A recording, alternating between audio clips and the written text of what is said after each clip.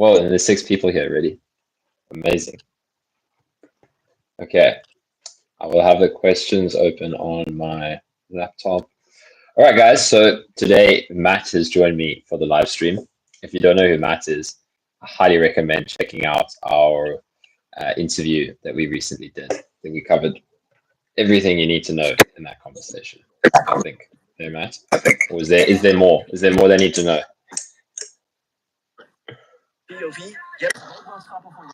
Can you hear me? Hi everyone. Yeah. Matt, your sound is terrible. My sound's terrible. Yes. Something like it adds. Do you have earphones that you can plug in? Yeah. Matt, can you hear me? Yeah, I'll get the earphones. Cool. Cool. What's up, James? How's it going? Hey, Nexie. Where are you from? It's always cool to hear where people are based. Also, let me know how my sound is. I know Matt's was pretty horrendous.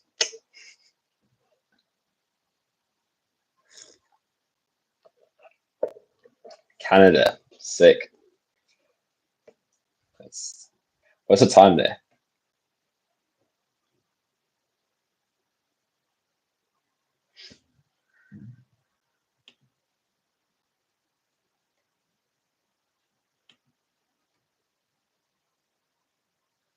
James is in England.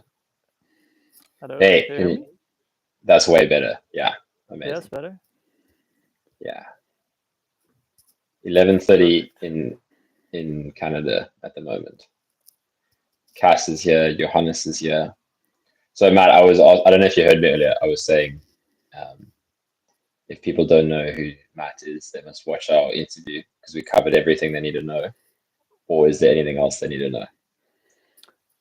Not for now. I think it was a really extensive interview with everything you need to know almost. Pretty much. How's your day been? What have you been up to? It's been good. Did some small things around the house and went for a long walk. Oh, nice. Yeah, I got the hiccup. It looks like there's sun there now. Is that true? Sun, yeah. That's a rare day, man. Yeah. Bask in it. Nice. Yeah. I was like wing foiling all day, so you can probably see I'm a little bit sunburned. Today also. Yeah, dude. This wind, like we're entering the end of the windy season here in Langebaan. So now, whenever there's wind, I'm just out on the water. Yeah. With the you also do it with like the elevated stuff when you yes, come up above the water. Yeah. That's what I'm doing now. It's so fun. It's like such a cool feeling, man. So yeah, you're like floating above the water on this foil, and then now it's not kite surfing. This one is like you're holding this like wing in your hand. So it's a different sport, but yeah, it's fun. It's fun because it's new. I've been doing kite surfing for so long that you can always do new things, but it's fun doing something new, you know. Yeah, sounds amazing. Yeah, it's good for me to be in the water, man. Whenever I'm out of the water for too long, I start to feel like shit. All right, cool. So if Cass says live with Carl, Johannes says what's up, James says it's 3 p.m. Yeah, it's 5 p.m. in South Africa. So, and it's 4 there in Amsterdam. It's 4, yes. Nate says thank you. Good Friday, yeah. Happy Good Friday. Are you having any Easter eggs this weekend, Matt? Who knows? I have to find. I don't know if the bunnies. If you'll find them. Left them, yeah. I'll look everywhere in the garden. That's true. Yeah, who knows what the bunny's up to nowadays?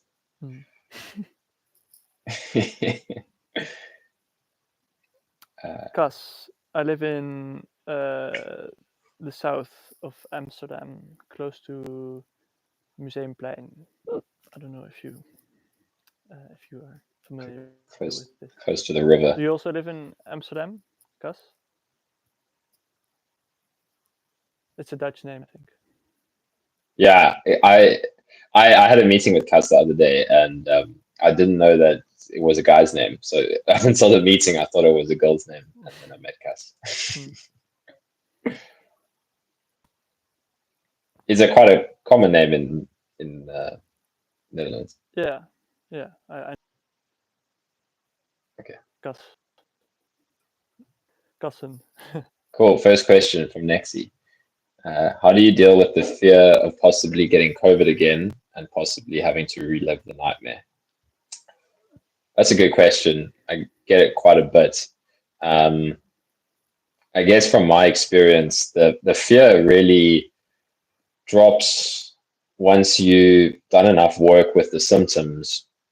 You see that all of that fear of getting the virus again was got to do with the resistance and the fear of the symptoms. So if your mind is having that kind of a reaction where you're thinking about getting COVID again, that's a good opportunity to explore your experience of fear.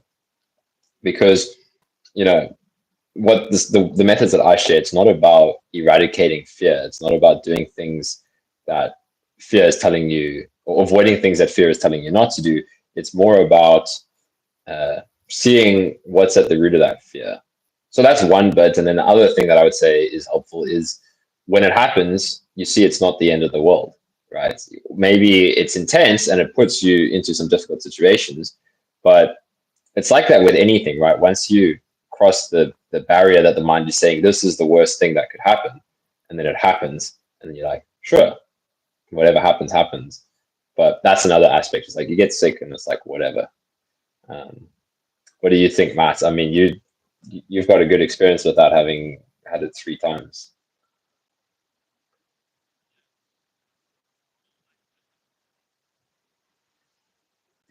The one that started long COVID. Mm, In the beginning, there was no fear for me uh, about getting COVID, especially after the first one, because it didn't seem to be a problem.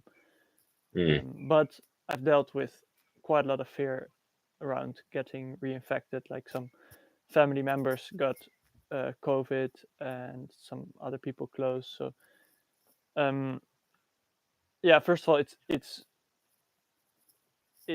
good to recognize. I think that it's not happening right now. It's mm, you're imagining a scenario, and the mind can get very far ahead without you realizing that it's just an imagined future.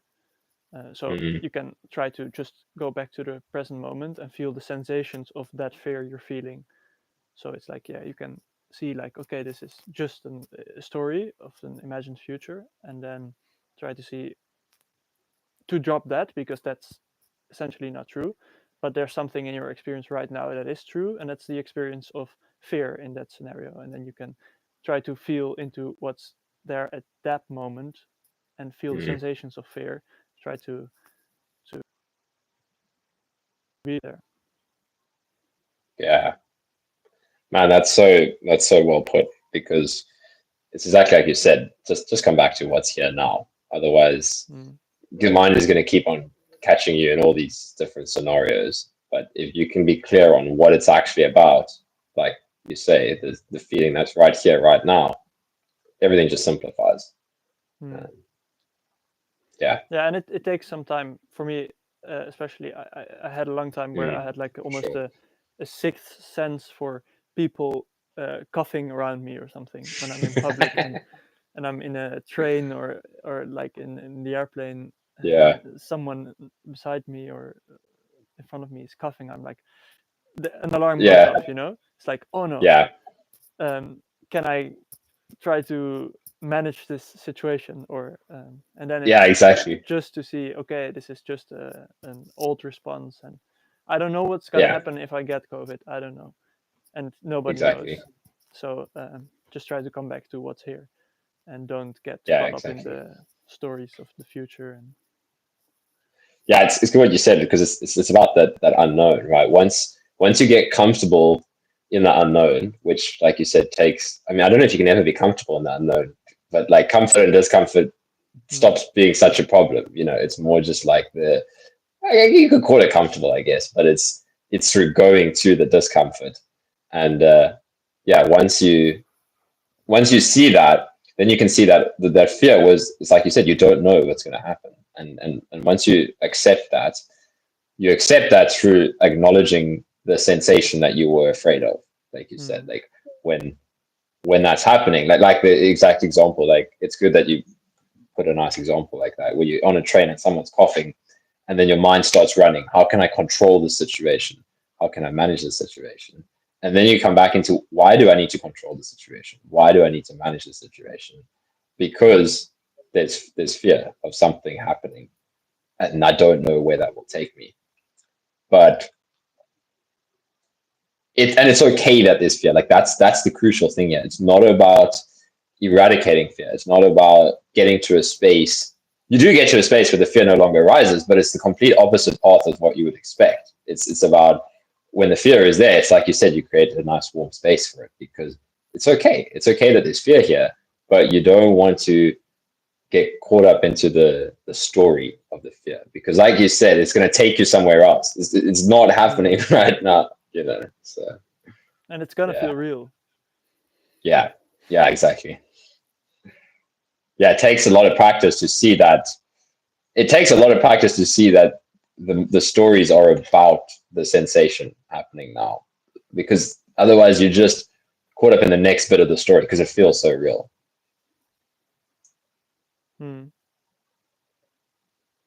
And like a regular meditation practice helps with this, like we both advise everyone to do it, because you'll exactly. Otherwise it's quite it's almost too much of an expectation to put on yourself to be able to deal with that fear in the moment, like example on the train or in a dynamic situation around people, if you're not giving yourself space like to explore it in a more kind of calm, isolated situation. It's through those situations that then you can start to be more aware in the dynamic situations.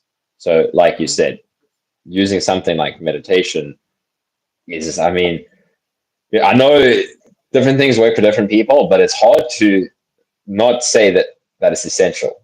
Like it feels kind of essential. Again, the different people can find different things. Like I know things like dance and intuitive movement and anything that brings you into nature. This plays out for different people in different ways, but I think meditation is always going to be helpful. Like it's not going to, unless it becomes a complete fixation, but still, if that's going to be your fixation, it's probably the best one to have. If your mind's going to be addicted to something, may as well be meditation.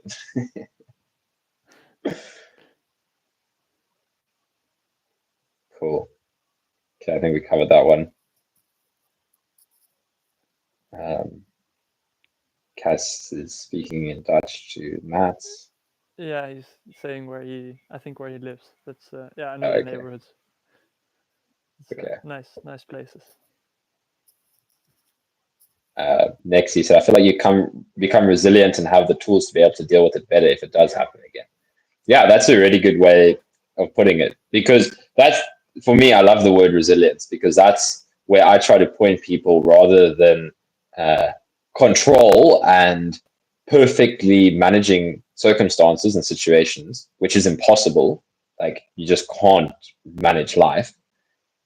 Build resilience. That's the best possible thing that you can ever do, is become more and more resilient to whatever happens. Like if I could summarize my experience with all of this, it was just a natural resilience comes online when you do the work of feeling into everything. You become resilient because there's no longer resistance. So it's not a problem anymore.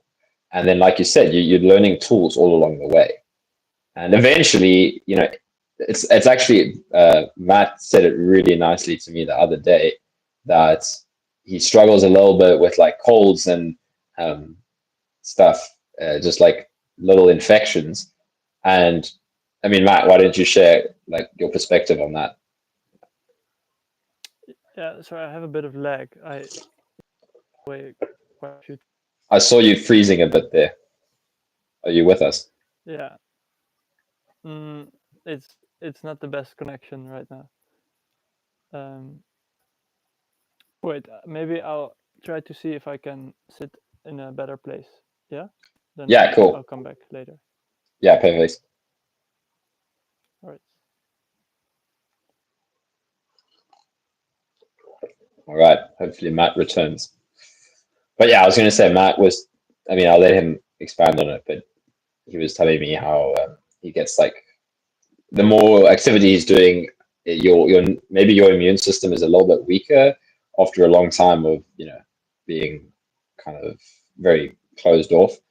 And but he was like, any illness is just an opportunity to explore the symptoms, explore the resistance, and it takes a while to get to that space, maybe, but that is the perspective that I highly encourage. Is that what is this allowing me to see? What can I get from this? Not what can I. Yeah, I mean, what can I get from this? Eventually, there's no need to get anything from it, but yeah, I would say that's the best perspective. It's like the symptoms are there, and instead of seeing it as a problem, to see this is the work I need to do, right? To get to a place of resilience, you have to feel into the discomfort. You have to be willing to go into uncomfortable spaces. So when the uncomfortable spaces come to you, that's it. That's the jackpot, right? It's okay that there's resistance and that a part of us doesn't like it. It's all okay. But if you can just keep that in the back of your mind, that is the jackpot is sitting in the discomfort. It's worth it. And yeah, just remind yourself of that when it feels like things are particularly unfair or challenging. Okay, Cass asked, did you guys complement your meditation practice with other treatments like acupuncture, massage?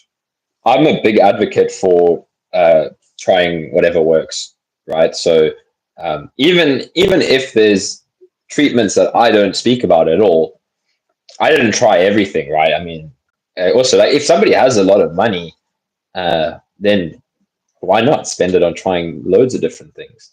But for me, I was very kind of financially constrained, so I did try.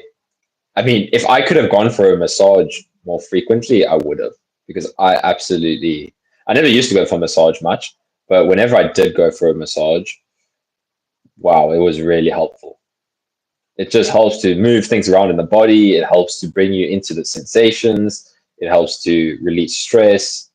So I love massage. I think acupuncture can be really helpful. I don't have a lot of experience with it myself, but that's not a good indicator of whether it's a helpful modality or not. Um, Acupuncture, massage, breath work, even weird things like energetic healing, Reiki. I know a lot of people that have had success with that. So sure, for some people, it just won't resonate at all. They'll be like, this is a load of nonsense. But if you're the type of person who's open to trying anything, I think there's a lot of value in those things. Uh, anything like that. But again, the other side of that is I don't want somebody to be afraid if they don't have the money for all of these kind of alternative therapies. That's the beautiful thing. The self-healing work is the most powerful that you can ever do. But if you want to try different modalities as well, if you have the opportunity, why the hell not? So it's the balance, right? It's for anybody that can't afford those things, keep in mind your perspective of recovery, right? Don't let that kind of send you into victim mode of, oh, my situation is not as good as somebody with more money or something like that.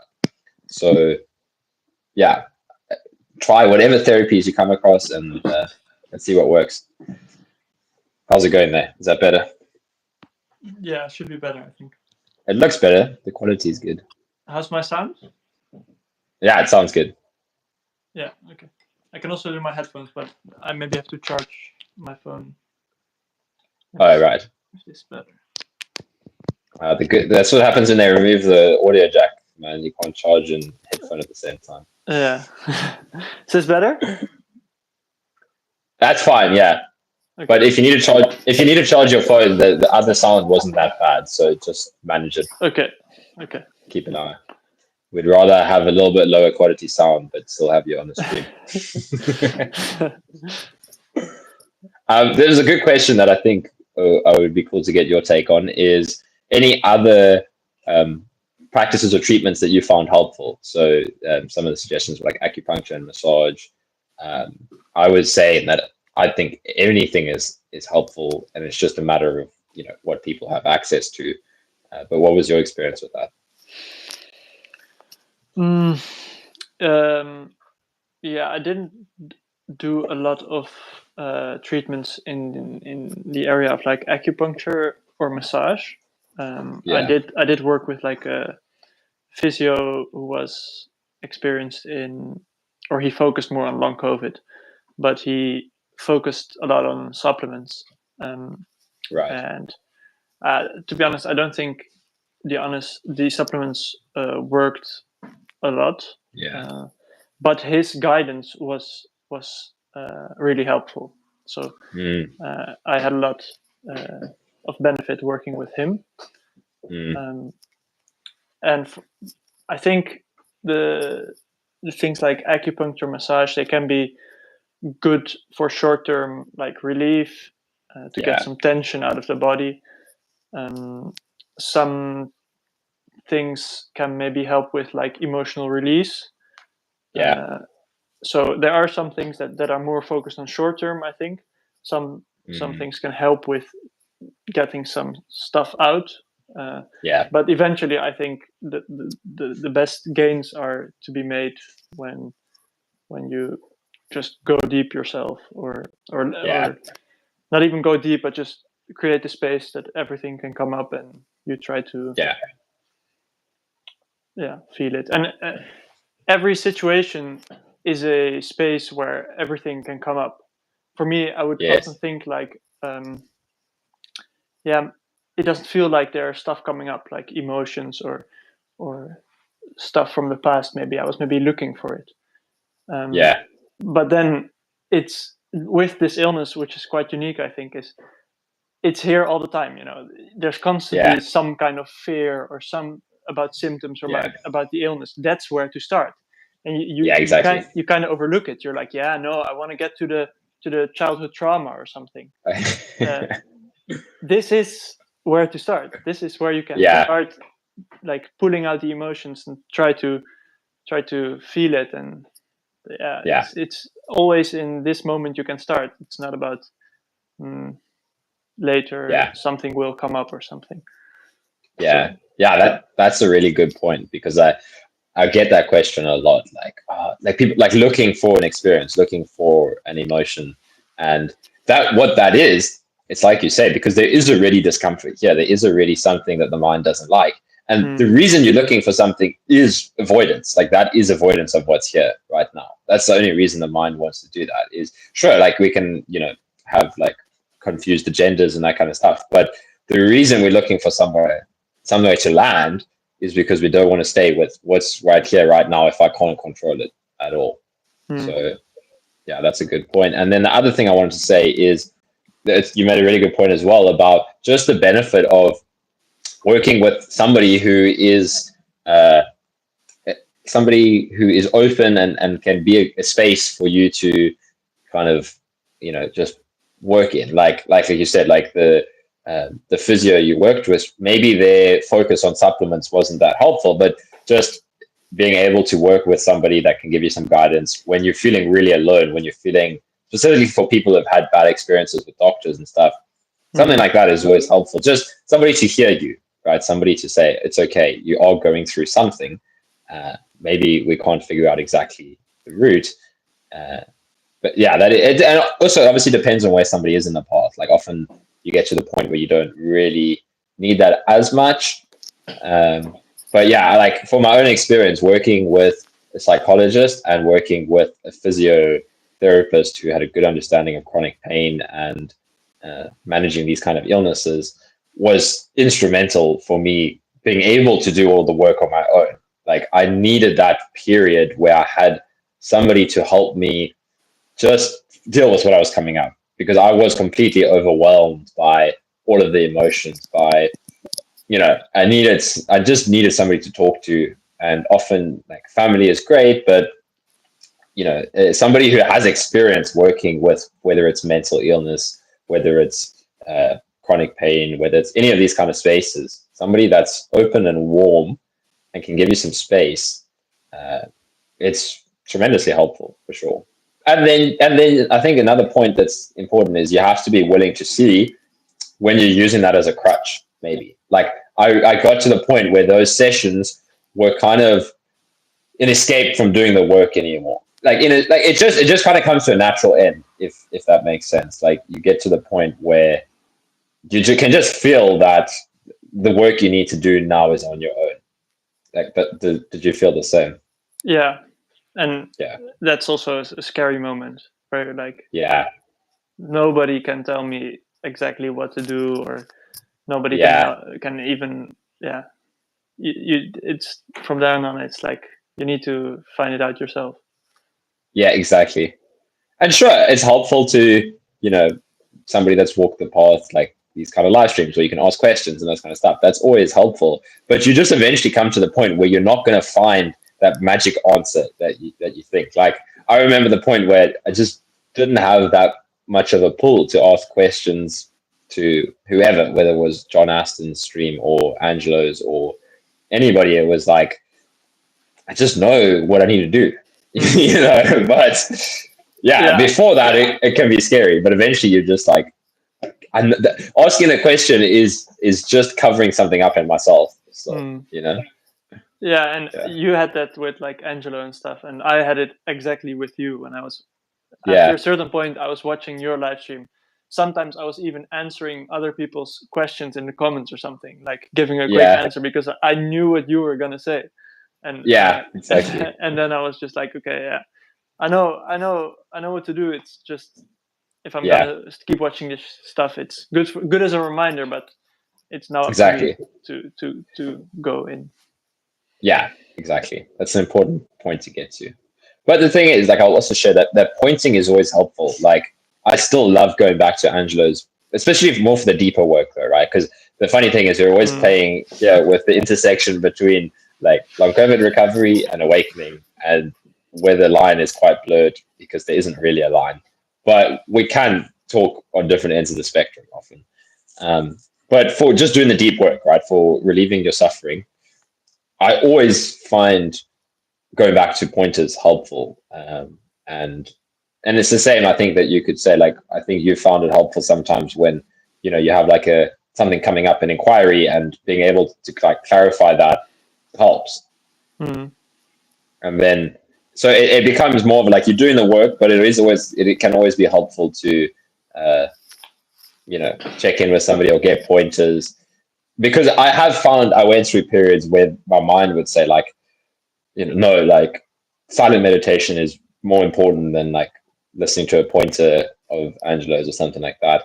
And sure, it's good to have a mix of both, but I can often find that a pointer could just lead me deeper than I would often go on my own. So it's a balance. Yeah, and in the recovery space for me, when I was at that point where I knew what to do, even when I had like maybe a very bad day or something, I would take some time to sit with whatever was coming up, but I would also often like listen to some of your stuff or one of the stories on Red and Eagle that really resonated with me. If I was really like, if I just needed something to like, okay, this is this is possible. You don't have to be too strict with it. You can always come back to exactly. Like on a tough day, that's a great point, because your mind is just in a difficult space then, right? Your thoughts will be all over the place, and it's quite easy to fall into doubt traps and negative spirals. So it is really helpful to just remind yourself of something that is, like, will ground you and bring you back to the path that is helpful. So yeah, that's a good point. Okay, cool. Let's check in on the messages here. Okay, so we answered that. Next, you said meditation, staying in the present is been super helpful. Nate says, up all night, good to finally catch a live. Welcome, Nate. Sorry about the insomnia, but I'm glad that there's a silver lining. Julian, what's up, man? Happy to for your recovery stories. Okay, here's a good question. High speed cruise. How much do you pull back when in a crash? I'm bedbound, but can sit up 3 to 5 times. In my current crash, I started to sit up only 1 or 2 times. As such, I don't have the I'm gonna die feeling as much. Matt, do you want to start with that one? Yeah, like I would pull back physically when you're in a crash, Mm, especially in this stage. There, in later stages, you can kind of test the boundaries during a crash. mm, For me, mm. especially, or when I'm Yeah, sick, I can still test the boundary. But yeah, in a bedbound state, I wouldn't do it. I wouldn't try to push it as much. I would spend more time feeling everything that comes up. Again, it comes back yeah. to the same stuff almost every time in the answer. But um, But it's always helpful to clarify because the circumstances can be different and all of that. yeah, So yeah. so yeah, physically, I would certainly put it back and just Mm, try to observe what is happening. Um, it's good to yeah, know. I don't know where you are, but it's good to have a believe that you can recover. I mean, yeah, you can't artificially create the belief, but for me, yeah, when I was in that state, I didn't know about the possibility of recovering, and that made things much worse. yeah, Um, and just see it as an try to see it as an opportunity to go deeper in this moment, because there's a lot of stuff coming up when you're in such a state. I know it's very difficult, and I feel for you, yeah, but it's also a good opportunity because the stuff is coming to the surface. yeah, And but physically, I would take a step back. Yeah, yeah. And like you said, there's not much else to do, right? So the stuff is coming to the surface and may as well deal with it. I know it's challenging, I know it's difficult, and that's why I like that we just kind of covered that in the previous thing. Listen to a recovery story, listen to one of my videos if it resonates, one of Matt's videos, anything that in the past has been a helpful reminder. Like I would always find that more after recovery when I was doing the deep trauma emotion shadow work that would arise. I would always go back to Angelo's shadow work playlist and listen to one of his pointers where we talk about how to come into resistance, and that was helpful. So to put this more on the recovery side of things, exactly like we said, do that. And I also like what you mentioned about, like, at different stages, sometimes it's a good idea to push the boundaries and sometimes it's not, because I'm often talking nowadays from the space of uh, the much later stages where it's quite cool to see how much you can push your boundaries even when it feels like things are building up. But it's really good that you clarified that, because that can be very it can lead you into very overwhelming states if you do that too early on. It's like it's a cool thing to do once you've worked through those stages. So that was a good clarification. Specifically, yeah, if you listen to some of my later videos, it can maybe be a bit confusing or something like that. So yeah, good. and I would try to do also, because just sitting with what comes up can also get quite intense. Um, Yeah, so I would also try to schedule time for yoga nidra. Has been very helpful to get into the body. Um, yeah, like you can do some guided deep breathing or something, and um, because just keeping an open aperture to what's happening can get really intense in such a yeah, situation. And yeah, there you need to find the fine line between trying to work through that and allowing all that stuff, and yeah, not getting too overwhelmed by it. And then you can just try to feel the body by doing the practices I just mentioned. That helped for me, yes. It's Yeah. all I'm sharing is just what helped for me. Yeah. No, I'm exactly. not But saying any. that's really helpful points, I think, because it is true that it can be. It's good to actually kind of mix things up a bit with just also. It's obviously challenging if somebody says they're bedbound, then do that. But if just changing imagined scenarios, if you're close to bedbound, but maybe more housebound, and even just going and sitting in the garden for a little bit just to get that fresh air, and just don't even force yourself to be too kind of in the body. That can be helpful, but again, if you're doing it too much, it can actually get overwhelming. And then, yeah, I always like an element of like nature or outdoors or fresh air, something like that. It really just helps to kind of alleviate a little bit of that kind of cabin feverishness. Again, if somebody's bedbound, obviously apply this in the way that works for you, but maybe for somebody slightly different. That, and then like you said, other slightly different modalities, breathing, diaphragm breathing, I always found helpful. Yoga nidras, and then also something like going for a cold shower. I again apply this to different circumstances as it works, but I always found that helpful for just like a little bit of a reset. If I was just getting too much resistance, a cold shower would just bring me back into the raw present sensation. But again, obviously, it depends for somebody what they're able to do. But that's another idea that you can try. Yeah, and for when you're bedbound, I would even like put on some like nature sounds on just a speaker, like birds chirping, water flowing, or something. Yeah, that's a good idea. It just calms it down naturally, the nervous system. Exactly. It's like if you're really unable to get outdoors at all, then use technology in the best way that you can and bring it to you. Yeah, good. Okay, next he says, I see all these things as opportunity to sit with and grow. Amazing. If you keep that in the back of your mind, it will serve you really well. Cass says, this is spot on, guys. Working with what is right now, my mind got into digging for trauma to resolve or some other explanation for my state. Thanks. Yeah, Matt made a really good point with all of that, because your mind can fool you so much into like, I'm looking for the trauma, but it's looking to get away from what's here. It's like it's such a trick. So it's helpful. I spoke about this in, I don't know if I released that video yet. I think I did. My most recent video, I released it last night, where I was saying that don't like fixate on somebody else's path. Nobody's path is special. But what is special about listening to other people's paths is they can point out like the obstacles that could have kept you stuck for quite a while. Like, I think this is a good example of it. Like when somebody else can point out like, hey, when your mind is doing this, watch out, that could be a trap. That can be so helpful, because otherwise somebody can get stuck there for quite a while, So I think that's the beauty of listening to people that have walked the path.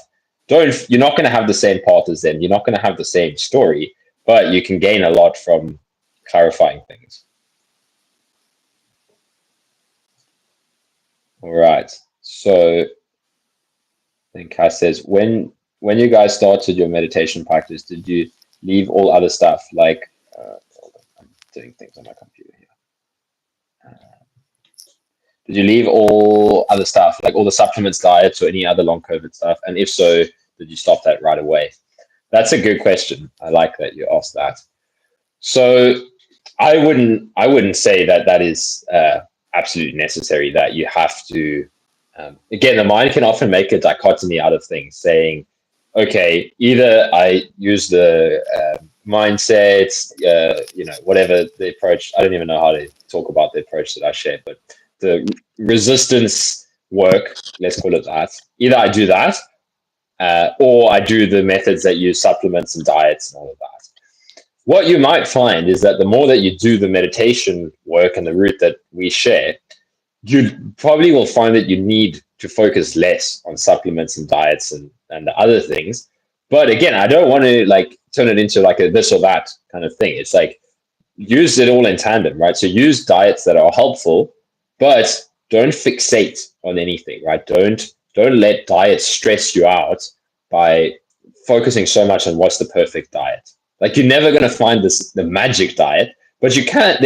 Different diets are more helpful than others, right? Like a really lots of processed food, lots of high sugar content foods. That's just going to make you feel probably more lethargic and shit in general. Whereas like a well balanced whole foods based diet with, I've recently started doing a lot of juicing, and I really like it because you can pack a whole bunch of nutrients into something that's not too filling. But this is just a random example. But like I can do that in tandem with whatever, and I can play with supplements. But you'll see that clinging to diet and supplements as your path out of this, that might loosen as you do more meditation. But same thing, it's not a this or that approach. It's like just use it in tandem, and you maybe the need for all these millions of different approaches just abates a little bit. You can still play with what works. You can experiment. It actually becomes quite fun. I'll be honest. Like for me now, it's pretty fun to see the effects that diet has for me. Like, what if I eat like this? What if I eat like that? It becomes much lighter. It's not this heavy thing. Yeah. Do you have anything there? Spot on, I think. Yeah, for me, I already did the supplements at that stage, and I knew it wasn't the way out. Yeah. I kept on eating like clean overall, but not too strict. But I think that's something I'm gonna take with me my whole life, just eating more clean. In the first year, I learned all the stuff about nutrition, so now exactly. I can just take that with me, but not be too strict about it. If I'm going out to eat, or if I'm with friends and we'll grab something on the street or something, I'm not bothered. But at home, I try to cook well balanced meals. But as you say, it starts to grow. If you start meditating, you'll see probably that there's value in this, and you'll start step by step dropping the other stuff more. What's one thing that was quite crucial for me was, you mentioned any other long COVID stuff, and for me, I held on to like watching the forums for quite a long time to keep seeing if someone came up with something new. Like, because everybody was sharing their experiments, like I'm doing the nicotine patches or something, or this supplement, and there was just something in me that was like, but I can start this stuff, but I need to stay updated, because if someone finds something out, it won't be on the news or something. I need to find it here in like a niche. Somebody will tell the secret. So that was crucial for me to after a while leave that aside. And it's like a recovery FOMO. It's like I gotta stay in here because I'm afraid of missing it. I really like what you said though, about that you even like the phases when we were too focused maybe on certain things, you carry the information that you learned with you for the rest of your life. It's like such a beautiful thing. It's the same here. It's like I find now that I just play around with other things like sports with friends and stuff, like all of that strict pacing I did, it has like its residual effects on just being able to manage my energy, whether it's like gymming or exercise or something like that. And then the same with diet. It's like all of that information about diet and health, it's there if you want to use it, but it's not like such as heavy fear-based thing anymore. But it's a really good point, because it's like you can wake up, you can recover, but it's cool. You've actually got this you've got this perspective that most people wouldn't have on your body and on health and on the nervous system that can serve you if you want to use it, but it's more just like playful. But that's a good point, definitely. All right. Next, he says it's all on you to do the work at the end of the day. Exactly. I mean, once you wait, I lost it there. Once you take responsibility for your own recovery, it's scary. The mind doesn't want to do it, but you eventually get to that point. And again, it's on you to do the work, but it's cool that there is support as well. Don't be afraid of using support. Really, if you're struggling, if you're challenging, find something that helps, but you also realize that it's on you to do the work. So it's that balance. Okay, Nate says, for me, it's been very gradual improvement And what helped me was walking in nature, meditation consistently, and positive thinking kept it real simple. I love it. Keep it simple. And yeah, I use nature so much. Like, again, I often forget about it because there's just like a million and one different phases of this journey and so many different things that you forget about. But I really enjoyed, I use nature so much, and just like, yeah, in nature in combination with all the other things was like lethal combo, and so nice and simple. And yeah, positive thinking background is always helpful. Like, sure, we don't have to talk, it doesn't have to be toxic positivity or anything like that, but there's a real difference between a recovery mindset and a stuck mindset.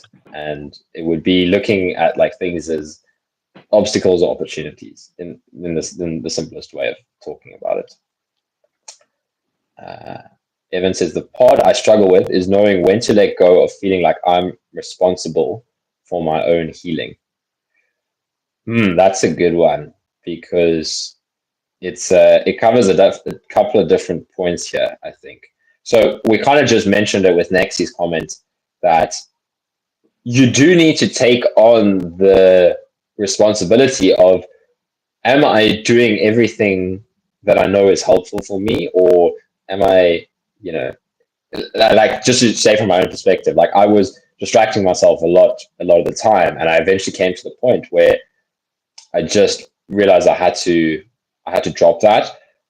But again, it's not a strong willpower thing. It was more just like finding the things that resonated and putting my energy more into that. And maybe it's uncomfortable sometimes, but like for me, it was like listening more to stuff about meditation, meditating more, being in nature, as opposed to lying in bed scrolling on, like Matt said, like keeping your attention in the forums and that kind of stuff. That feels like taking responsibility for your own healing. For me, that's what it felt like. It was like, okay, I can't just sit here and complain. I have to take responsibility. Once you do that, then, and you take the responsibility to be open to the sensations that come up, then when the sensations are here, when you create that space for whatever is here, then there's nothing more to do, in a sense. There's like, you can still be open, you can still inquire, but you don't need to manage the sensations. You don't need to, like, healing happens naturally when you create that space. So I guess those are the two parts that I wanted to cover. Is you do actually have to take responsibility for your own healing, but then when you're doing the healing work, as one way to put it, too much trying to control each symptom, too much trying to heal the symptoms, that's where you can let go a bit more, I would say. When you're doing the work, then let go. Just feel the sensation as it is, and you don't need to do anything about it. Let it heal itself. Yeah, do you have anything to add there? Yeah, I think you will always find the middle way if you're honest with yourself, and that's crucial. I think, like you said, just you can go for a period, say, okay, I'm not responsible at all. Let me just do whatever. It's not in my control, and you'll do that for a few days maybe. And if you're honest with yourself, you'll see that that's not it. You're gonna distract, and you'll feel like shit. And the key is to just be honest with yourself and see that. And then maybe you'll have a period where you feel like it's all on me. I need to do everything. And then if you're honest with yourself, you can see, like, yeah, maybe it doesn't feel right too. And so then you can come back in the middle where, there's some, like you said, there's a part of taking responsibility, and there's part of letting go. And yeah, if you keep being honest with yourself, and maybe a good practice for that is journaling, where in the evening you can just sit and write how you're doing, how you're feeling about the process, some things you maybe can let go, or some things you can maybe take into control, and then I think you'll find your way. Spot on. Yeah, I like what you said. Just authenticity will take you so far, right? If you're authentic and honest with yourself about what you're doing, you will come back to the middle way. You'll find your way through this, but it really does require that.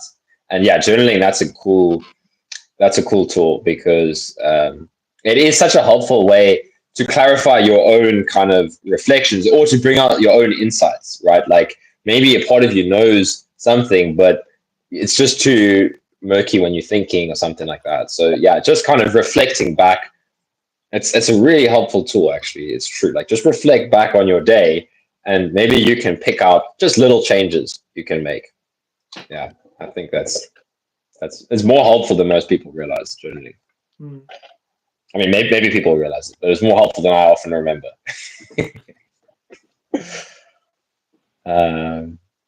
Okay, Nate says just rest. When you're in a crash, rest as best as you can. You can take a warm bath and use. Yeah, warm bath. That's awesome. High Speed says thank you. Very helpful. I'm glad you got this. Soul Figure frequencies. Please use that for your warm baths. Get a speaker and use these frequencies for vibrations for your body. That sounds cool. I mean, I like binaural beats and all of those things. Like if you're just resting. I honestly don't know. I've never heard of Soul Figure frequencies, but I know they're different frequencies and vibrations can have different effects for the body. So yeah, if you find something like that works. Yeah. I like it as well, but there was a phase for me when I got too fixated on those external things where I was like, yeah. Then I used to listen to, for example, binaural beats, and then maybe it wouldn't have any effect, and then I would be maybe I'm listening not enough to the binaural beats. I need to be constantly listening to the binaural beats. It's gonna heal me.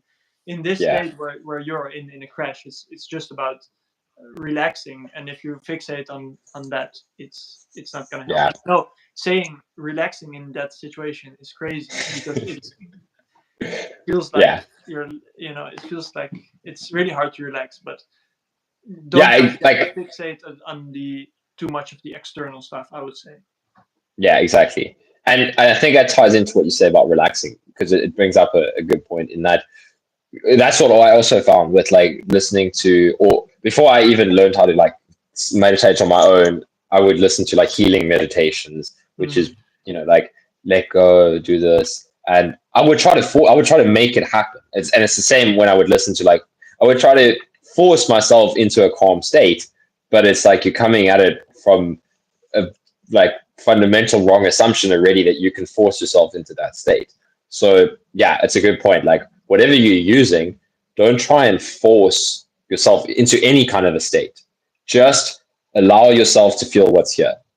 So it's like you said, even with the like relax, if that lands, it lands. If it doesn't, don't worry. Don't worry. Also, don't worry if you're not feeling relaxed. Like the natural relaxation comes from being okay with not feeling relaxed. So if you're feeling however you are, just start there and just say, how can I take a little bit of layer of control and managing away from myself, but like in like a relief, like, hey, you don't have to manage this.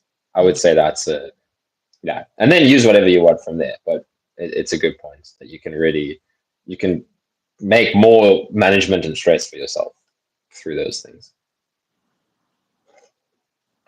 Okay, Julian, I know you don't like to talk about symptoms, don't I? Do I? Who knows? But this smell and taste issue gives me crazy hopelessness and depression. I don't care that much about other symptoms. Sometimes I think this smell and taste issue was just a metaphor for my anxiety, but sometimes there's just big anxiety and doubt. It feels different to the other symptoms. I don't get in contact with my feelings there. There's just a big wall. Okay, I will start with this one because Julian and I have been working on this for quite a long time, actually.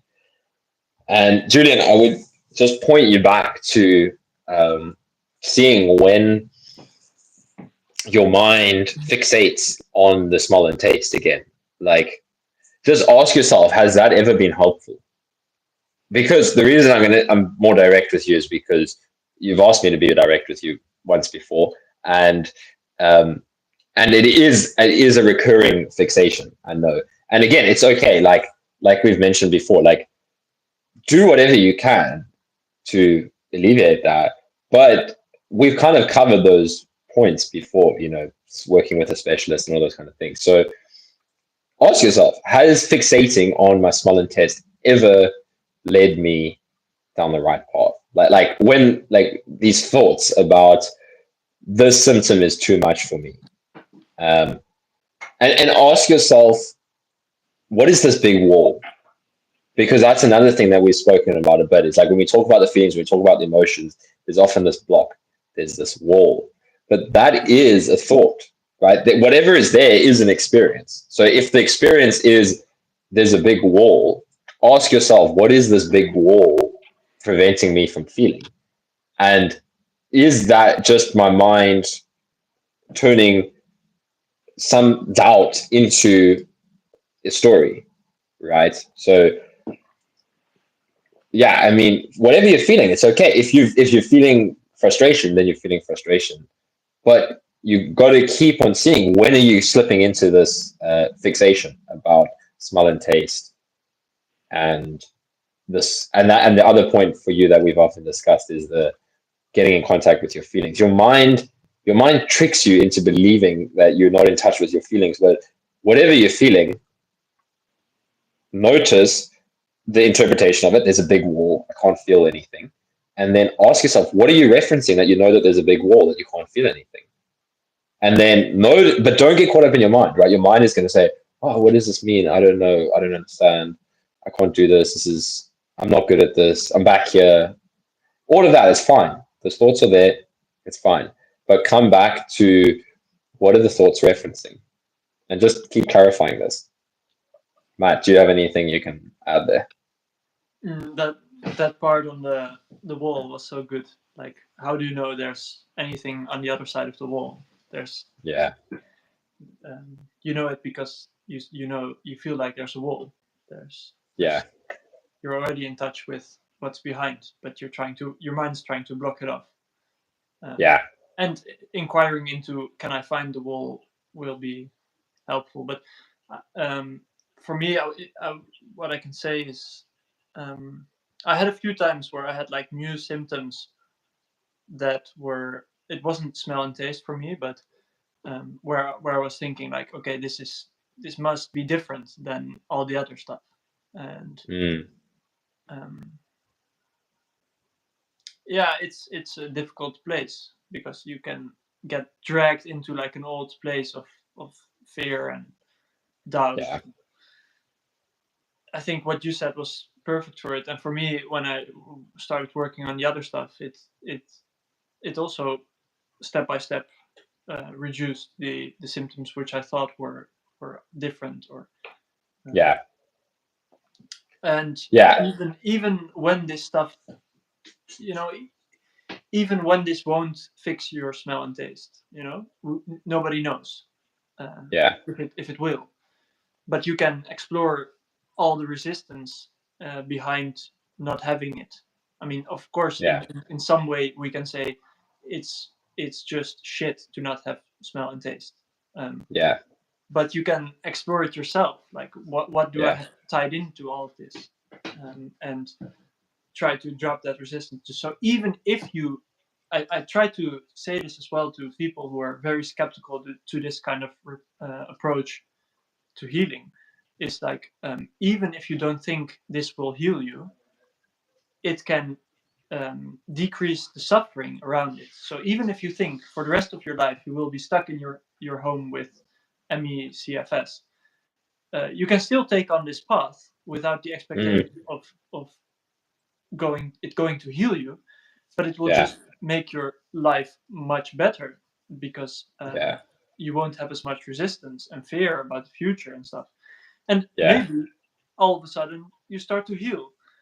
Yeah. But that's maybe just a side effect, you know. Yeah. Yeah, exactly. Like don't make that the goal. Like and but it's okay if you want to. Like obviously it's natural. You want to recover. You want that back. But I love how you said that. Like people will often toss aside recovery, like these kind of methods, because they're like, oh no, it's like I don't believe that it can heal me. But it's like, okay, well, it doesn't matter. Like what if I could tell you that you're stuck in a situation and if you don't believe this can heal you, like what if we can work on not having to suffer from it anymore? And then, as you said, the beautiful thing is often it does release it. But it's like, again, it's for different people. Some people are like understanding that they can heal, but I really like that point is that, you know, also investigate, like you said, the belief that something is just shit. You know, it's like Angelo said this so nicely one day, like this is how you find hidden beliefs where you're like, oh yeah, I think he was talking with Zubin, the Z-Dog, about triggers around traffic and that kind of stuff. Like, and Zubin was like, but this was a long time. Obviously, Zubin's very clear nowadays. Like, I love his expression. But he was saying how, you know how everybody gets pissed off in traffic? You know how everybody hates traffic? And then Angelo was like, can you identify the hidden belief there that like you have to hate traffic? And that's just another way of like what you said about if your mind is saying that obviously it's shit to never have taste and smell again. Sure, again, we're not denying that all the emotions that will bring up, all the fear that can bring up, but actually take it up as an investigation yourself. Is like, why is it shit? Because of the feelings I'm having right now, because of the fear that this brings up about the future and the past. But where is that experience of fear happening? Right here, right now. There is no fear in the future. There is a fear now of an imagined future. Like, that's so helpful to remind yourself. There is no like dedicated future where I'm never going to have my taste and smell again. That is like a projection from your current present state of fear. So yeah, but Julian, I would just say, because again, I know you, just ask yourself, are you doing all the things that you can, all the little things that you can to help you with this thing? Because that's another thing. It's like, I would notice that, you know, maybe if there's a specific symptom that bothers someone, and you know that when you do a certain combination of recovery tools, it's not as bad. But then sometimes we get caught up in life and it gets worse. And then again, instead of getting into these massive states of despair, just remind yourself, it's like, again, like Matt said with journaling, just like, are there little things that I can change that I know will help me here? Like I said, like, I could, even now that I'm fully recovered and can do whatever I want, if for a lot of days I just spent all my time on my phone, ate like shit, I could start to feel a lot of fatigue and discomfort again. The pull to do those kind of activities is really gone. But if you're doing things that are making your situation worse, and you can remind yourself that, hey, that is actually contributing to my lack of smell, that is contributing to my despair, little things like that, bring yourself back into more of a healing place, like using more of a holistic approach. See where in your life can you make little adjustments. Yeah, I mean, you're going to get through this, man, but you do often, like, the thoughts catch you a little bit sometimes, and that's okay, but we need to point that out.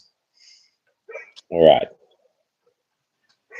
let's move along. Next, he says, I feel like when I was bedbound, showing my body that I could still get up and still do something was crucial for improvement. Try to accept that a possible crash might happen and it's okay. You have to go backwards a little bit to move forward, if that makes sense.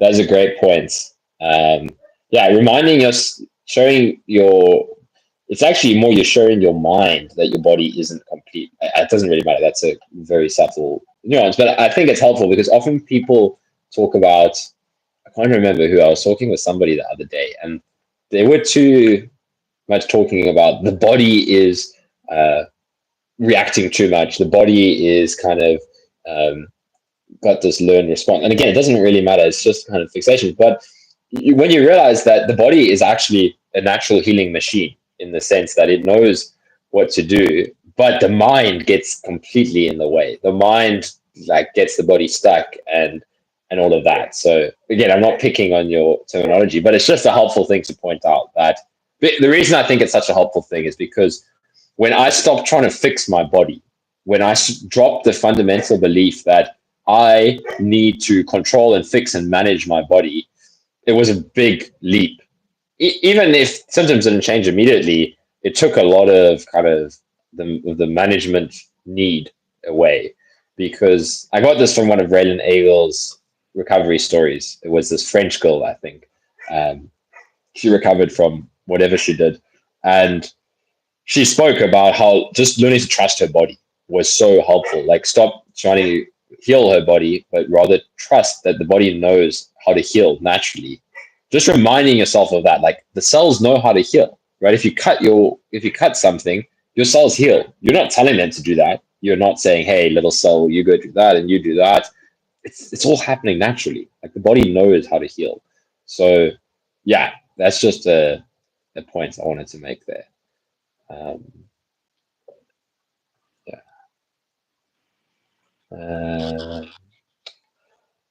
It's true, it grows as you meditate, says Nate. I would never have been able to take control of mental health if it wasn't for long COVID.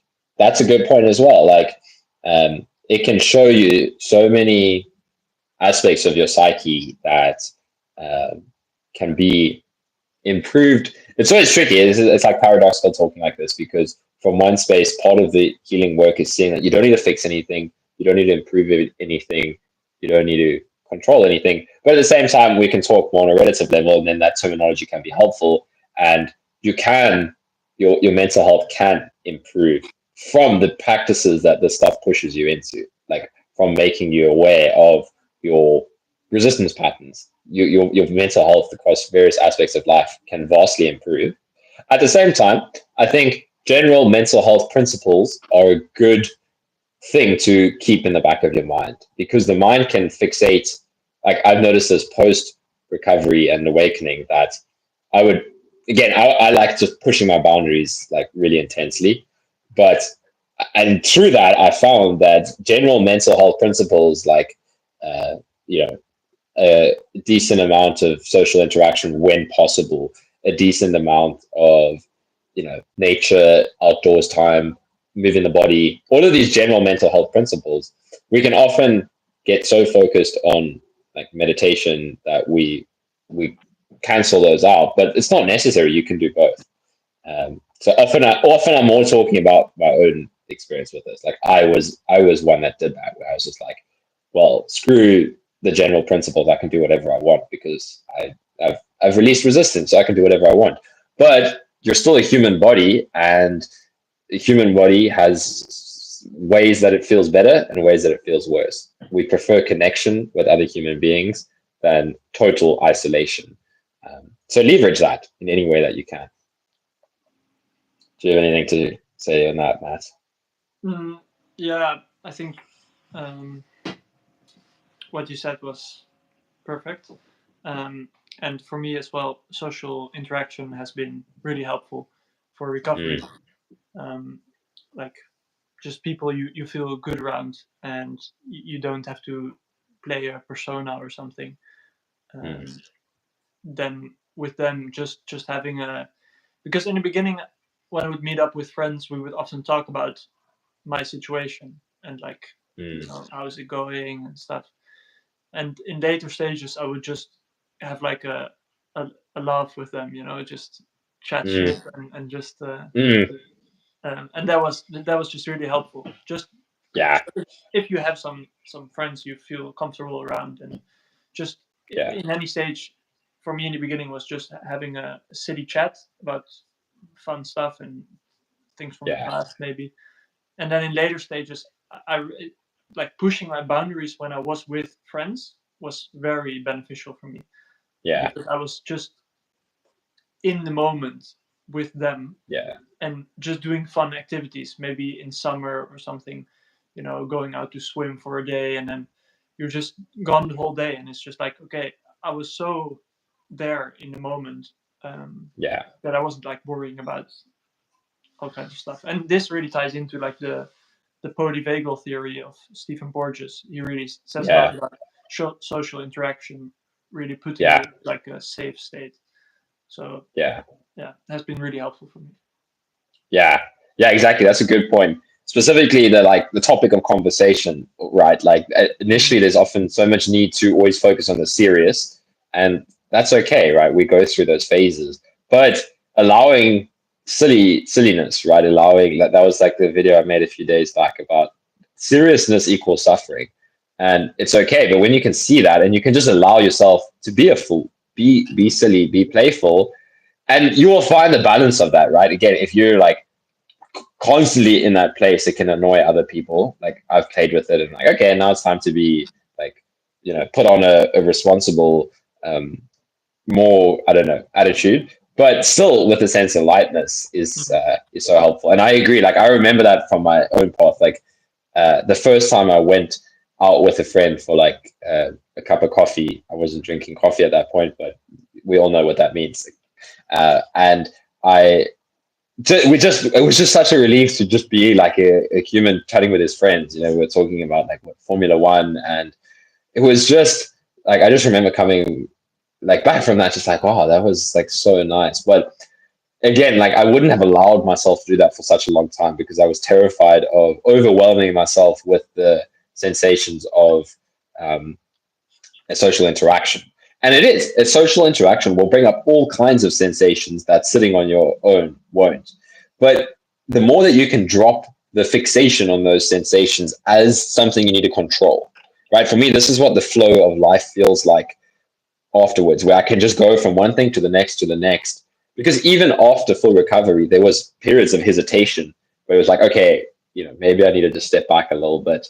And good, those periods are helpful. But I really do get to the space now where you just realize that different situations will bring up different sensations. And once you're less fixated on those sensations, they're fine, right? Like the fact when I talk a lot, I have different sensations, right? My energy goes more up into my head. Sometimes it can feel like a headache if there's resistance to it, but if there's no resistance, it just kind of does what it needs to.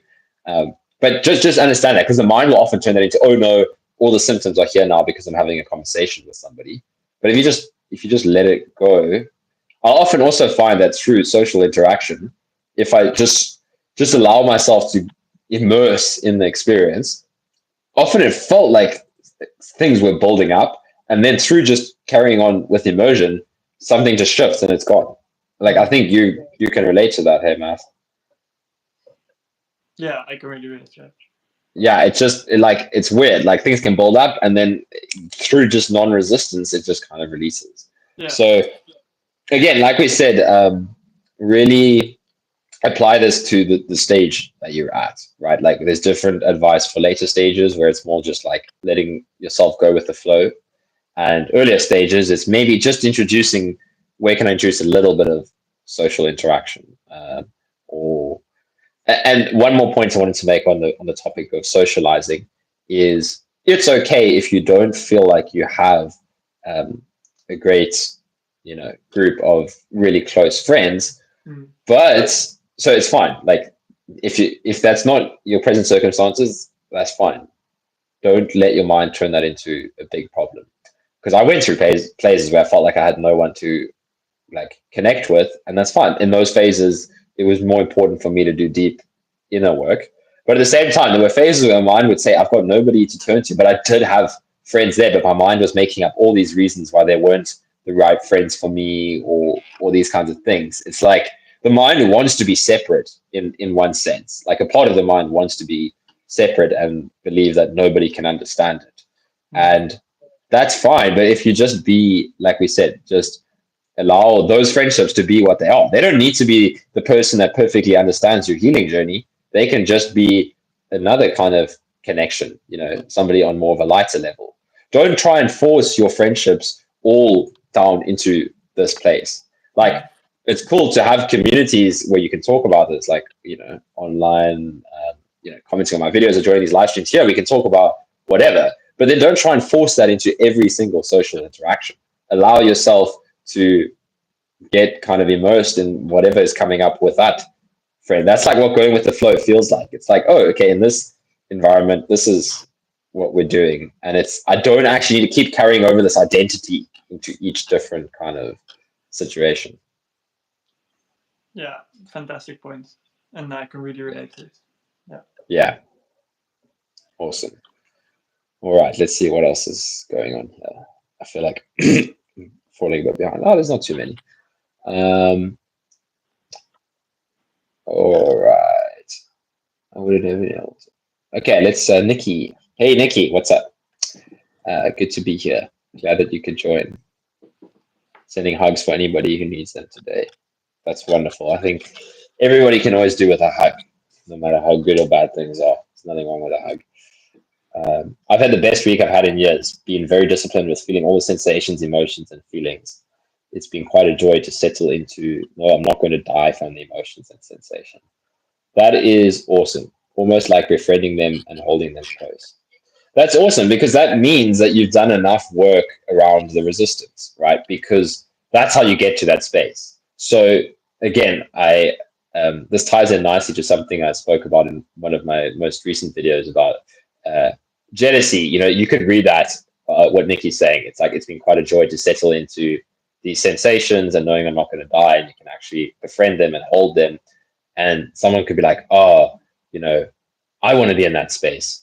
So, but the important thing, and I'm sure you could ask Nikki this, is that she got there by, like she said, I've had the best week because I've been very disciplined with feeling all the sensations, emotions, and feelings. So you can get to that space where you're okay with what comes up, but you only get there by being willing to feel whatever is saying that you're not okay, right? So good on you, Nikki. It's really nice to hear. And yeah, for anybody else, just also what Nikki says, I'm not going to die from the emotions and sensations. The thoughts can say that, and it can truly feel real when they're saying that, but it's really helpful to know that it's just a thought, right? That it's not actually the case. And you can take it from other people that have been in those spaces. Like I've been in that space where it's like, I'm gonna die if I just sit with this. And again, whatever, play with what helps. But um, yeah, it's not true. The mind's lying. All right. Okay. Matt, do you want to answer Garen's question? If Yeah. if it calls to you. I know exercise is highly based on the individual reacting towards their own body. However, it helps to hear from others that they return to activity. How did you go about this? Yeah, for me, there were two periods where I went back to activity. The first one was before I even knew this was supposed to be long COVID or CFS. And I did it on my own with like a scheduled program with like monitoring my heartbeat step by step. And it's really interesting to mention this because it was before all the fear about activity landed. And nothing happened in between which caused the illness to be different. And in that period, I built up exercise quite good. Like I wasn't doing like long things again, but I could exercise at like 180 heartbeat for half an hour maybe, and I did weights again. Um, not as extreme as before, but Yeah. I made phenomenal progress because there was no fear around it. And then a year later, I started doing the same, and it was much more difficult because of all the conditioning that happened in between those periods. So this is really about finding your own balance between feeling what's comfortable and pushing a little bit over it to see that it's okay. That's what you're trying to reveal, that it's okay, because it's the whole belief system and the reactions to sensations that will come up that will create a cycle. And if you think that's all a problem, then it will start being a problem. What's interesting is to see that you will always get sensations when you're exercising. Your legs always your legs always will start burning, for example. But now you will see it in a very different light. You'll be like, oh, my legs start burning. Maybe this is lactic acid buildup, and I'm getting PEM or something. And for me, that was in the beginning. Really, I was so hyper vigilant about every sensation. So it's getting aware of what's happening in your thought processes. You can do this by meditating, and then just try to. I would do was I would exercise and then wait maybe 2 days after it before doing a bout of exercise. Right now, I could maybe do it different because that's still like trying to keep a boundary. But at that time, it was good for me to do it. Yeah. That way.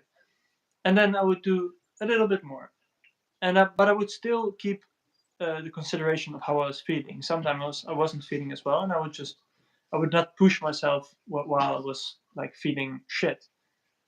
Yeah. So it's really about it's a very personal process, I think. Yeah.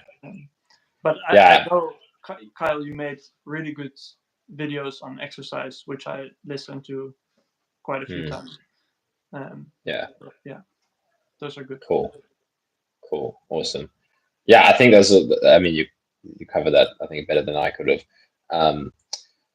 Yeah, I like what you, at the end, like, it's okay to just have a few days off if you're just feeling tired. Like, I was speaking with somebody about this yesterday.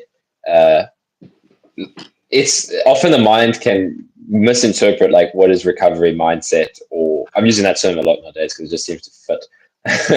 But it's not like there's a specific thing, but it's just this overarching choice, I would say, between going into a negative spiral and like focusing on the negative, or just kind of focusing more on the recovery aspect. But the mind can trap us into thinking that if I take a few days off, I'm getting stuck in fear. Like I've spoken to people, and I can totally understand how that can catch you, where your mind will like trick you into saying like, I mustn't take any days off. I just need to keep pushing. I need to keep building exercise. Otherwise, I'm not recovering anymore. And I would say that's not helpful, and it's not necessary. So don't be too hard on yourself. Like, do everything Matt said. Like, play with it, push the boundaries, all of that. And like he mentioned at the end, so it's okay if you have to take a few days off. It's okay if you're tired, and for a week you just rest. One aspect I'll add in there: on the days when you're like kind of borderline, it can often be helpful to just do a little something, like still do something, but less than what you usually would have done. So an example of this for me is like, on the days when I would still just force myself to go and like sit outside, or like go for a walk. Again, it depends on the phase, but like maybe I was going through a phase where I was building up cycling quite a bit, and then I had an overwhelm, which happened a lot for me. And then instead of like, okay, I have to just do nothing. Sure, you can have those days, but I would always find it helpful. It's like, okay, what can I do that I don't have to stay in bed at home all day? Can I go drive somewhere and just take a little bit of a walk in nature or something like that? Like, that can often be more helpful than just staying in bed all day. So find that balance where the mind's like, okay, I need to take a rest day.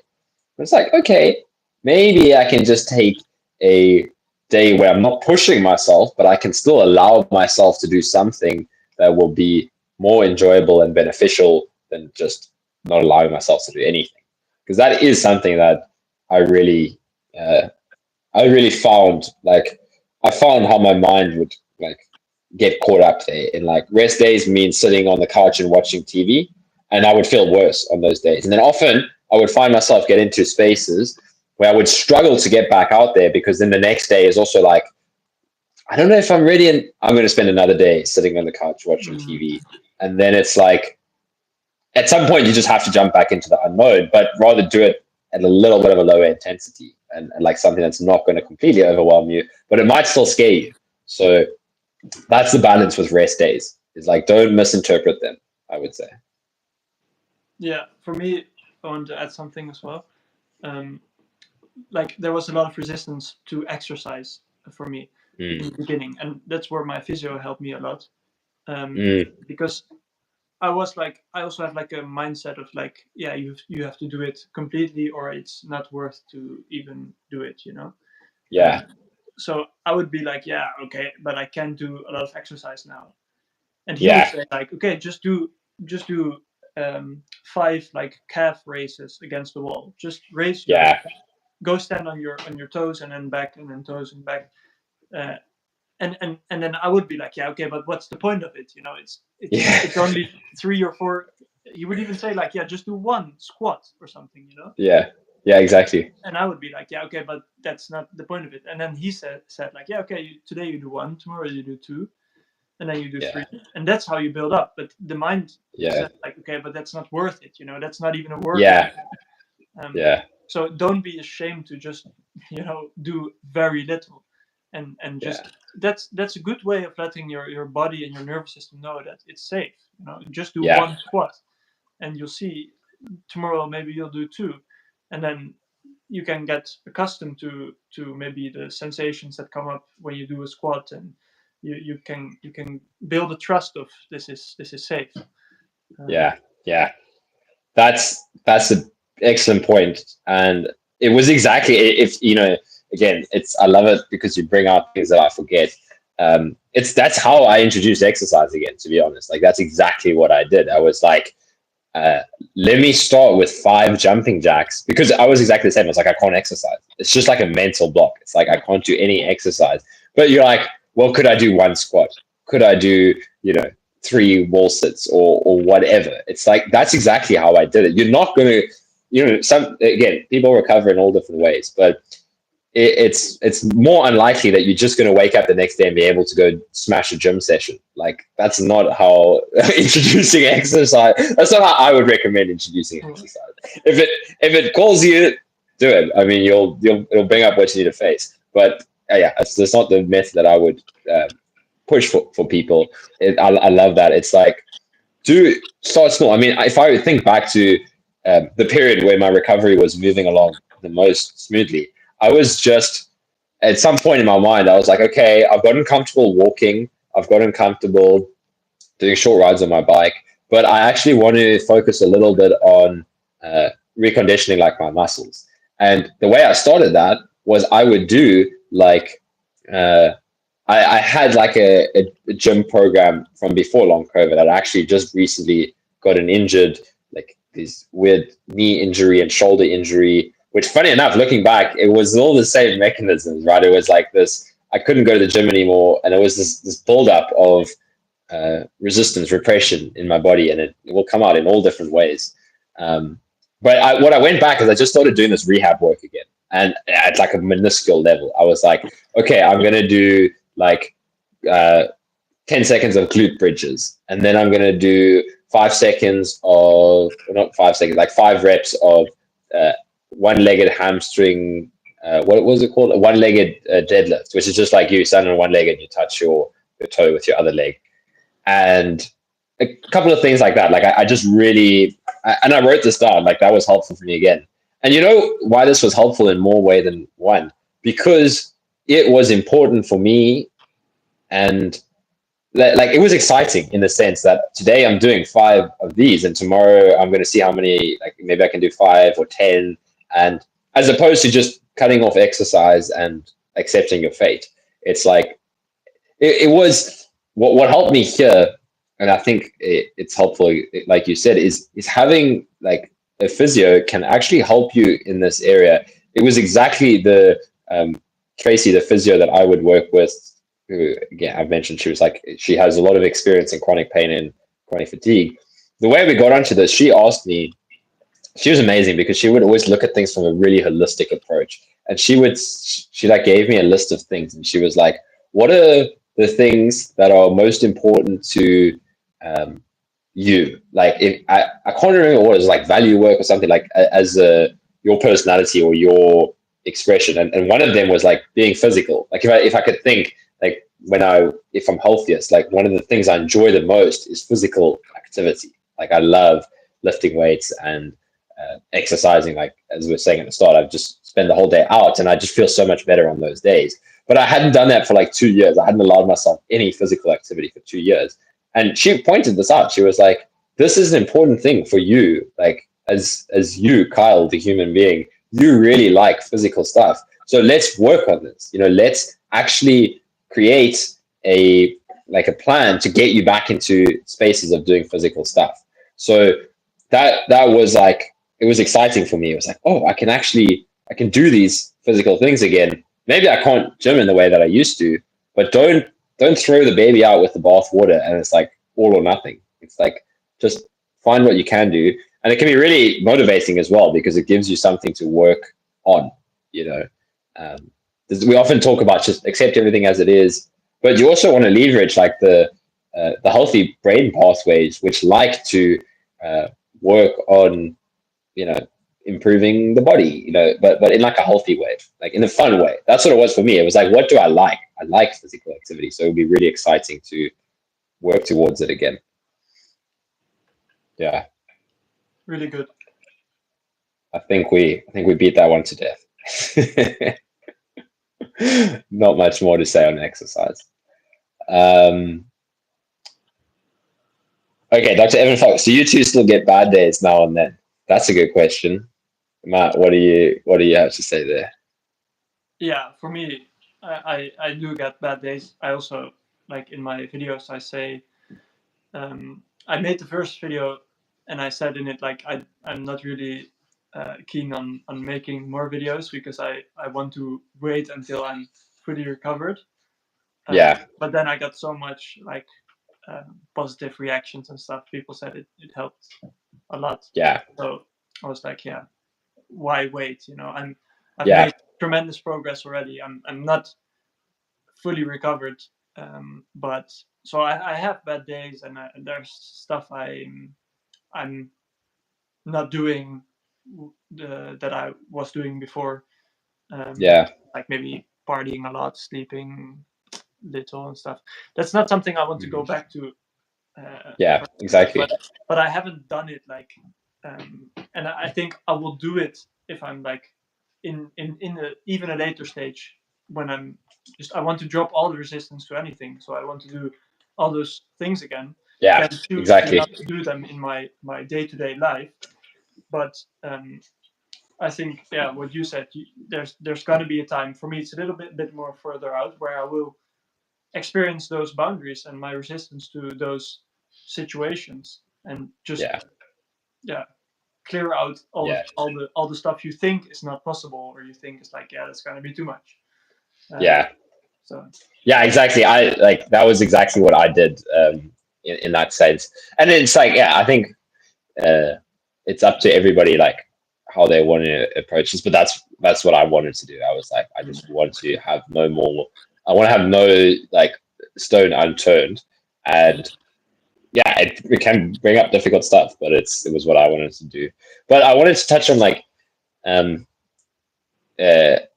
because I think you sharing is so helpful. Like that was why I was so excited when you started making videos, because I was like, there's so much good content here for people. But even like you still have bad days, but if you think about it in the perspective of like what a bad day was like 6 months ago or something, like, because people like often don't know what a bad day is now. It will just like think of what an effect it has on you, like a bad day. It's like, maybe like share that like compared to what it used to be like. yeah okay, yeah, so a bad day, like what the reaction mentally is very different. Like when I would have a bad day at more in the beginning phase, I would just think like, I've lost it all. I'm never gonna recover, all the doubt and stuff. Now it's just, okay, let's explore what is coming up today. It's like an opportunity. And I can still feel shit on that day. I can still, but then I see that as an opportunity to allow that. So it's very different. I never on a bad day think like, I've lost it all, or I'm not gonna recover. I think I've worked through that. And then also like physical, I mean, I can still do all the things I need to do. I can do groceries, I can cook, I can meet up with friends, even go for a walk and stuff. It's just that, and even those things are quite beneficial on a bad day for me. If I'm having a bad day, I like to go socialize. I like to go out, walk around, cook, instead of trying to rest. There's a lot of, I spend so much time trying to rest. Just being like, am I resting already? What do I need to do to rest more or something? And the more and more I go out in the world again, I see like living life, cooking, going out with friends. That is resting. If you just drop everything that you need to manage. There's and there's of course a part of resting, sleep, and you can meditate and stuff. But it's very different a bad day now than Yeah. it used to be. Yeah. I think that, yeah. I think what you're gonna say now is that you are fully recovered, but everybody has bad days. You know, Yeah, exactly. even if you're fully recovered, even my parents, my friends, they have bad days. You know, they might have had like a very intense workout the day before, and they'll just feel shit. And you know, it's our minds can get really tangled up into like, maybe it's related to this and stuff. So yeah. I know. I mean, that's exactly why I wanted you to clarify that, because, you know, from the perspective of talking about this stuff, it often feels important to mention that things don't just feel great all the time.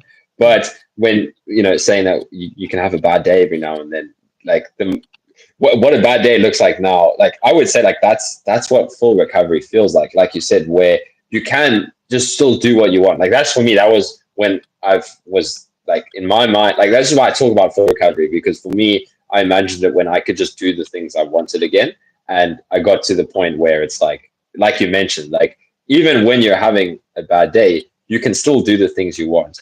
And you realize that it actually feels better to just do things. Like I completely agree. It's like trying to rest is exhausting. Trying to rest yourself into a state of feeling good is exhausting. It's like it's engaging, embracing the sensations of life, of being a human, that it's going to be uncomfortable, and leaning into that, but actually like living, like doing all these kind of things, that is just feels much more natural eventually, once you work through the resistance, when you work through the fear. But it's such an important point, because I think it's one of the things that's at the core of like being stuck in these situations, is this trying to rest thing. It's like, good, it's helpful to learn yoga nidras, it's helpful to learn meditation, it's helpful to learn to rest your minds through things like meditation, because otherwise it is exhausting being in the mind. Like that's actually what's exhausting. What's not exhausting is living in the flow of things, with not a hesitation tone and like a feeling high. It's just kind of engaging with life. But sometimes we have to do the work of addressing that. But it's lovely when you can get to the space, like you said, where sure, you have a bad day. It's kind of like I was saying, some days you just don't feel like exercising. Some days you just, there's just a lot going on in the body. Like I have that as well, where there's a lot going on in the body. But often when there's a lot going on the body, I feel like sometimes the best thing is to move the body. It's like, just go move my body, like use movement to release that. And the not having the fear of what that's going to lead to, that's what recovery means for me. And often then I rest when I let my body move, and then I can come home and I can actually take a nap. Whereas trying to force myself to rest 24, like the body will rest when it needs to rest. Like that's what goes back to what I was saying earlier to somebody. It's like, stop trying to manage the body. Like the mind wants to manage the body, but if you just live, let this meat suit do what it wants to do, and then it will recharge when it needs to. But again, often we have to do the work around meditation and all of that. So it always comes back to like, you know, something is going to be a helpful pointer for somebody at some situation, and for somebody else it might. You can always misinterpret it the wrong way. But I think you nailed that one like so nicely. And I will say that just from my own experimenting, like I've gone through these phases after recovery where there would be, you know, these days when I would just be overwhelmed with sensations, a lot due to like the emotional kind of release of the deep work. I spoke to Matt about this the one day, of like the thresholds of the nervous system, that sometimes when there's a lot going on, like through the shadow work, I call it, talk, like what Angelo refers to and stuff, maybe your capacity for physical exercise is lower, and in the mind that could turn into a crash and all of this. But it's actually just like, this is just what's happening. The nervous system is dealing with the circumstances. But again, at the same time, I actually often found that movement and all that, which in the past was like the big no-no on these days, is actually a real helpful release tool. So yeah, I think that pretty much covers it for bad days. Yeah, and for you say like when there's stuff coming up of the shadow or something, that's also when like awakening comes together here, and you can listen to like a story of for example Frank Yang, who didn't have any Yeah. physical illness, but during one of his shifts, he spent, I think, 2 weeks in his bed, just floored, because of Yeah. the energetics of the shift. Yeah. So yeah, it's not all about the illness, and if you take on this path of realization, there can some weird stuff can happen. So I'm glad you pointed us to that, because that's like understanding that at some point, again, for some people it's just not going to resonate, but for the people that are open to this, and again, maybe you only become open to it right now by hearing this, like maybe it's just something that lands in the back of your mind. But that was so powerful for me, like listening to Angelo talking about part of this waking up from the dream of who you thought you were. There's a lot of physical shit that happens with it, and often the physical shit is what leads to the awakening. But eventually you see it's not this way or that way. It's like it seemed like the physical stuff led to the awakening, but again, the physical stuff is part of the awakening as well. It's like it just happens differently for different people, right? Angelo himself, who is one of the clearest, most realized people I know, said that after his like massive awakening, there was so much going on in the body, like just these massive tension, headaches, and all of that. But you understand actually what it's about. Like you understand that it's just this kind of all this weird energetic stuff. Like again, this won't land for some people, but it's crazy when you open up to what's actually going on. You realize it's just shit is so much more unknown than your mind could ever comprehend. But it's so helpful to have that other perspective, to realize that, because there's people that don't go through this chronic illness thing, but they go through awakening, and they will say, like, I know other people that I know through Angelo and his retreat. About, can you still hear me? I think my earphones are dying. yeah, there was a gap. Okay, yeah, it's kind of beeping in my ear. So let me. Okay, this one's just died, but can you still hear me? No, I can hear you well. Yeah. Okay, I think my one earphone's just died. Let's see how long the other one lasts. The people that had like this, not this long COVID CFS thing, but they would wake up with racing heart palpitations and like skyrocketing heart rates, and all these things that I've heard people refer to as symptoms of their long COVID. People that will comment to my videos saying, I have these and this and this and this symptoms. And it's like, at the same time, I know people that are going through the awakening process that also just understand that those symptoms are part of the awakening process. So again, if it doesn't resonate, it doesn't resonate. But it's such a helpful thing to realize that this shit just happens, right? Like, and you don't need to understand it. That's the beautiful thing. You don't need to understand. You don't need to control it. But just knowing that is a part of it, and that there are things that you can do. Like grounding work is really helpful if there's a lot of brain fog, if there's a lot of headaches, those kind of things, like a lot of heady stuff. Then things that get you into the body, massage, stretching, grounding meditations. Angela recommends that a lot, and I found them helpful myself. But just realizing, like that's what it feels like for me nowadays, and there's no concern over it. Like if I'm having a day where the body is just going nuts with physical stuff, it's just like, cool, let's lean into it. It's part of this process. And this is one other thing that I want to say, like bad days eventually, the term bad days just doesn't make sense anymore eventually, because there's just a natural enjoyment of kind of all experience. But I mean, I've been through so much fluctuating. Like, sure, there's still a bit of fluctuating, but things have really kind of clarified a lot recently, where everything that used to feel like an indicator of a bad day is just another flavor, texture of this kind of mysterious thing. Like, sure, there will be still some doubt here and there, like, oh, should I have said that? Like more just around like my expression in the world.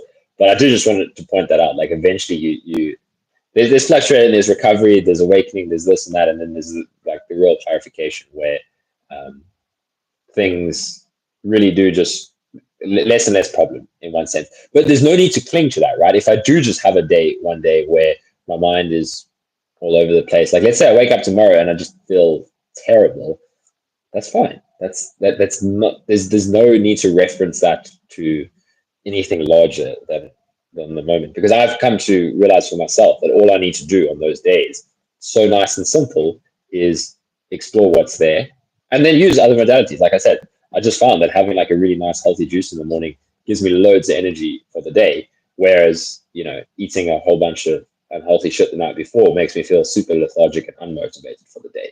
So all these little things that we actually weren't taking into account. There's so many little factors playing out. But yeah, I think we've really covered bad days in entirety there. How are you doing for time, Matt? Let me know. Yeah, how much longer do you want to go for? Yeah, we'll see. Cool. Yeah. Well, let's maybe go on to a couple more, because my earphones are dying and I don't know if I have. Yeah. Let's not do too long, but we can maybe answer them a bit more briefly. Yeah, exactly. We've been kind of writing essays on this shit. Yeah. We can do Okay, another time, Exactly. I think that would be great. Okay, do you want to just pick out a couple that stand out for you? That's some people just commenting. Someone asking about what your life is now. Yeah, I can answer that quite nice and quickly. So let me just see. Yeah, Kara says, what am I up to now? Work, hobbies, etc. Also, it feels good to see someone who has recovered from what a lot of us went through, and we're proud of the progress you guys made. So it's nice to be updated on your lives. Yeah, I think that is quite motivating as well. When I would listen to people's recovery stories and just how they were doing things that I wanted to do, it was actually, often we can get caught up in seeking and whatnot, but it was actually a powerful motivator for me. Like I would watch my friends competing in cycling races and I'd be like, fuck this, I'm going to recover. Like, I don't give a shit, I'm going to recover. And that was a powerful motivator. Like, sure, things wax and wane, but those kind of things I do think is helpful. We can often get too much stuck in just pure acceptance, but a foundation of I really want to recover and I'm willing to do whatever it takes, that will help you. So what do I do now? Well, the funny thing is, I just go with the flow, right? So there's not often a need to like, this is my life now, this is where it's heading, this is where it's going. It's completely mysterious and unknown most of the time, and it's very exciting. But yeah, I do want to clarify that I went through lots of different challenges after full recovery, and I've really come to a space now where everything is just kind of clearing out, and there's just much more space for being creative and living from a space of spontaneity. So, I'm staying with my family now. I go wingfoiling on the lagoon. I put a lot of time and effort nowadays into pumping out as much content as I can. So I'm like I'm editing to make shorts. I'm planning some videos here and there. I've been really enjoying making these like motivational, not really motivational, but these like text quotes on Instagram, like with a really cool background and just some nice words here and there. That's been fun.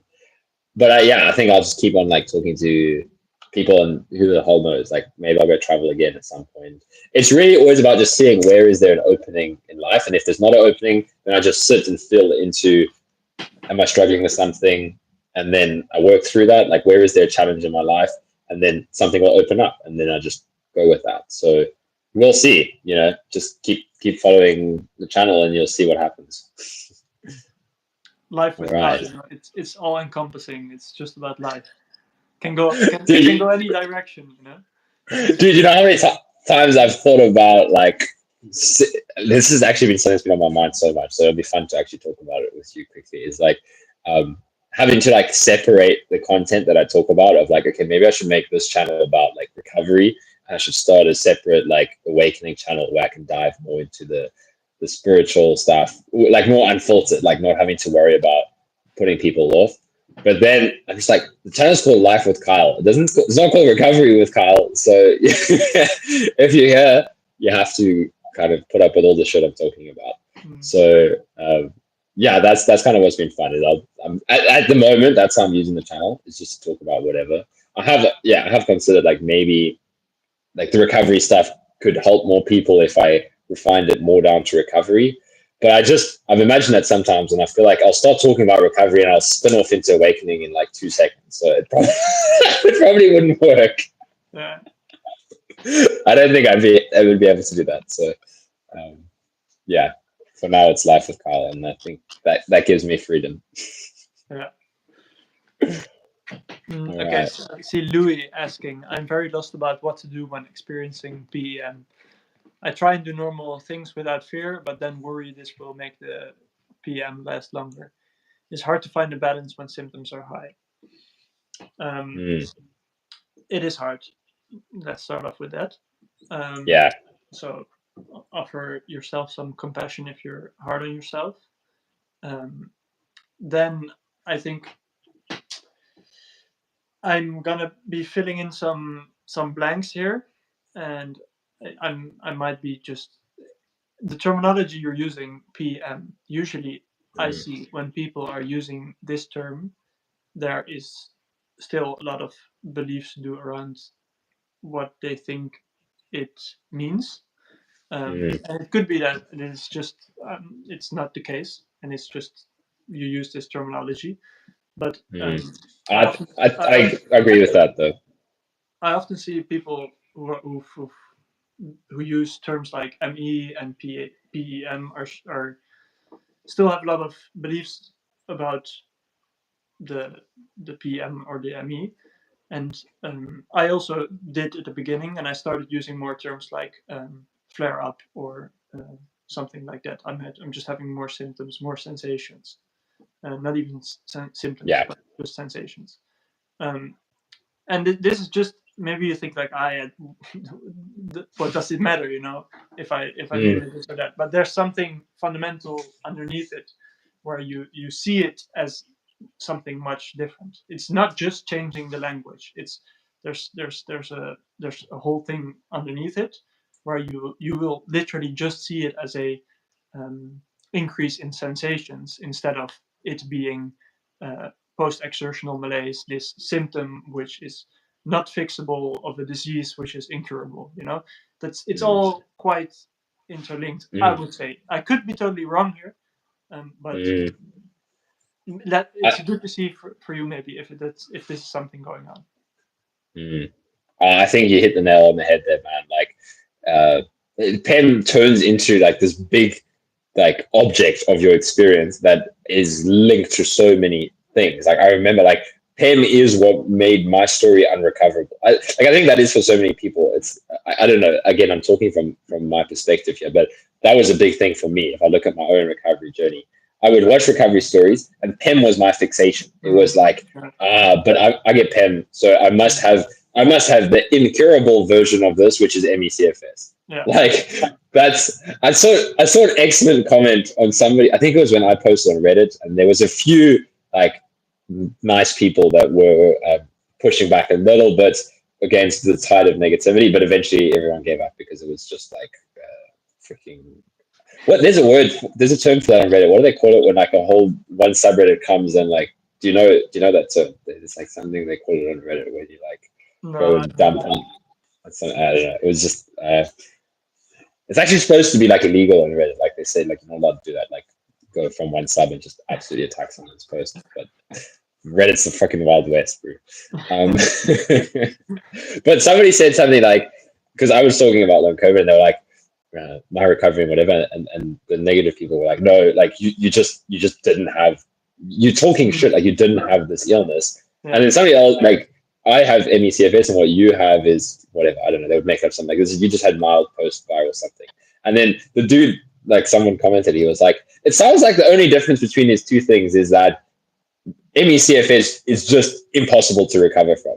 Like, what is, like, can you classify, like, what is the difference? And he's like, to me, it sounds like there's just this label that you just can't recover from MECFS. Yeah. And I was like, bro, like, that's such a nail on the head because it's this, like pen and all of these things are linked into this box of mine is different and I can't recover from this version because it's too intense. And the mind is trying to filter every recovery story to like, what's different? What's different? How can I jump onto something to invalidate this? Like, this is certain people's minds, right? A lot of people watching this are not in that space. But yeah, if we're talking about, and I think I just want to clarify, I'm not saying all of this picking on Lewis at all.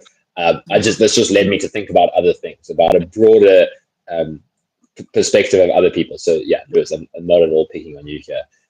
It just made me think of that. But yeah, what Matt said about PEM, it's like your mind turns a certain flavor of symptoms into this big label that it has all these links to, but investigate the actual physicalness of it. What is PEM?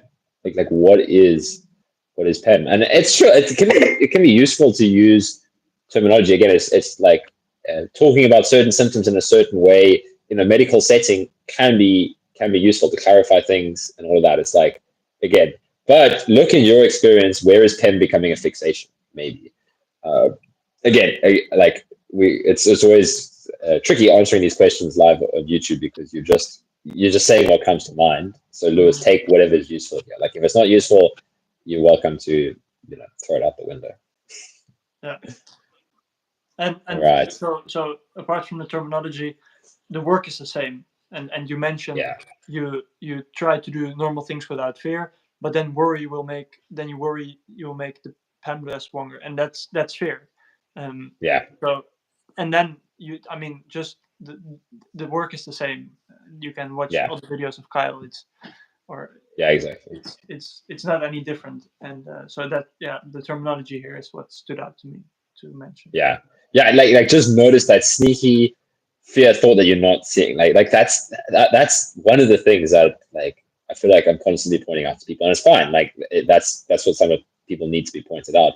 But it is that like I'm not afraid, but I'm afraid of this, and then it's like you're just identifying as a little bit of fear. It's okay. It's fine that there's a little bit of fear, but you have to see that that's what's happening. It's not you. It's like, but I'm afraid of this happening, and it's like, cool. That's the experience of fear. That's exactly what fear feels like. It's like I'm afraid of this happening. So study fear, like allow fear, make fear your best friend, love fear like it's the only person you care about in the world, and that's how you release fear, not through telling fear to get lost. Cool. So what else do we got here? Julian sends a heart. I think that's a good sign that Garen shows some love. Showing some love. We love it. Just keep showing up to meditation without expectations. That's great, Nate. Yeah, drop the expectations. Expectations are not your friend.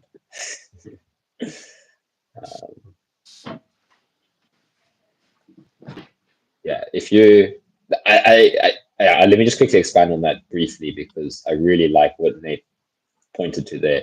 Is that when you're meditating, that's probably the number one thing that makes people believe they're a bad meditator is having expectations going into meditation. Like this meditation, even, maybe sometimes you do have a meditation where you have some like mind expanding experience or you have this great peace. Maybe you just have complete resistance. It's doing exactly what it needs to do, but expectation is what makes you believe it's not. Like expectation of last time I meditated, it led me to this place, and that's what a good meditation is. Like these were the things that allowed me to meditate a lot more. Was the book, The Mind Illuminated. One of the key things they pointed out, and I really took this to heart, and it helped me more than I can actually share, is starting a meditation, sit down and say, there is no such thing as a good or bad meditation. Remind yourself of that in whatever, like use this broader as well. But if we're just talking about meditation, there is no such thing as a good or bad meditation. You're dedicated, if you're using a timer, you're saying, I'm going to sit for 10, 15, 20, 30, whatever minutes. And there's no such thing as a bad meditation. Everything that comes up here is okay. And remind yourself of that. And when you get lost in thought about how crazy your mind is, that's okay. Redirect your attention, but remind yourself that you're doing the work. You give yourself a pat on the back at the start of your meditation. Say, hey, I'm sitting here for 10 minutes. I've already done the work. By sitting here, I've already done the work. Now it's just an experiment. Now it's just it's just seeing what happens. And we can use inquiry and those kind of things to dig deeper. Like I often find if I'm getting lost in my mind, like forcing myself into the uncomfortable space, like actually not straining, but like seeing if I can push myself into the uncomfortable space is often why my mind was wandering. But that's neither here nor there. The key thing is just if you can remind yourself, there's no expectation of how this needs to go. There's no good or bad. There's just whatever happens, whether it's resistance, whether it's peace, whether it's fear, whether it's joy, it's all equal. Do that and you'll learn to meditate a lot more because that meditation isn't anything special. Dr. Evan, so if suffering is not bad, then does that mean we just look at not feeling good as something that is not good or bad, just is? That's a really touching on a really powerful insight there, because that was the insight that was like boom for me. It didn't feel like boom, but this is what I would call one of the aspects of awakening for me was there's actually no such thing as suffering. Eventually, right? Like talking like this to some people is just not helpful, and it's actually quite insensitive. You know, if I'm having a session with somebody and they sharing with me the intensity of the stuff that they're going through, I will much rather feel into that with them. I will much rather say, you know, let's explore that. You know, what are you feeling right now? And can we give compassion? Because that's what you need in that space. But you can really come to the space when there is no, like, how did you put it? Like not feeling good. It's something that is not good or bad, just is. And then there's no big problem to solve anymore. Like you can really come to that space where it's like, what the fuck? There's no such thing as the suffering that I need to eradicate. But talking like this is, again, I always have to nuance it, because you can realize this and then still experience suffering in your life. Like this is the post-awakening shadow work, which is essential. That, and it can be really frustrating because you can have this realization that there's no such thing as good or bad in feeling. There's just different textures of feeling. But I'm getting caught up in my mind again. I'm getting caught up in resistance. Like I went through this. I had this massive realization that there's no suffering. I can just do what I want. Life is. And that lasted for like 3 months, or I don't even know how many months, a while. And then the resistance came back. The struggle came back, but in a different way. So I just wanted to touch on that as well. It's like there really is no suffering to eradicate in the way your mind thought there was.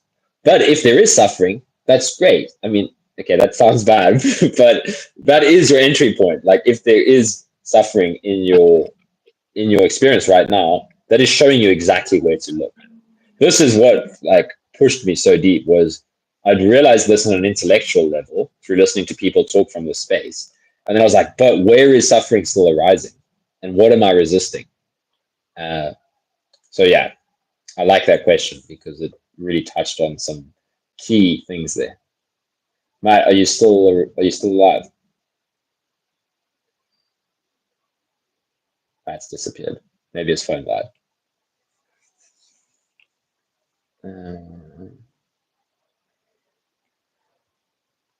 All right, we're going to wrap up soon because it's been around 2 hours and I've got stuff to get to. But I will wait to see if Matt returns, to see if we can wrap it up. So there was, if you're still here, hang around. I'm still going to answer a few more questions because we're actually getting quite close to the end. But yeah, just letting you know, we will be on the wrap up. Garen says, very interesting. I have the same experience with exercise. One period before the fear set in and one after. Yeah, me too. Thanks for sharing the experience. I have started to return without fear and it's helped. Yeah, everything Matt said there about exercise, I think was very helpful.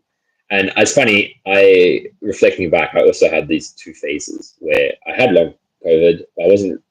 I knew that like something felt different and there was these like weird symptoms that I didn't know about, but I was training for cycling and I was actually pretty happy. Like life was quite enjoyable, but there was this thing in the background that I felt like I needed to fix. And then it's kind of like Matt said, I got into like really focusing on my recovery and trying to force myself to rest to get rid of the symptoms. And then it just spiraled out of control where I just didn't exercise for like 6 or like a year out of fear. And then I started working on that fear. And because I realized I wasn't getting anywhere. I was actually, the symptoms weren't going away. And yet I was doing this radical resting thing that was apparently the only way to cure ME/CFS, but I wasn't getting anywhere. And then the help of, like we spoke about, physios, like that was helpful to shatter my beliefs. I was like, I need somebody that can just tell me it's okay to kind of expand my boundaries. And I didn't realize how much fear there still was there. I was like, okay, cool. She told me I can go and do like a 10-minute walk, but there was still a lot of fear. So that's okay.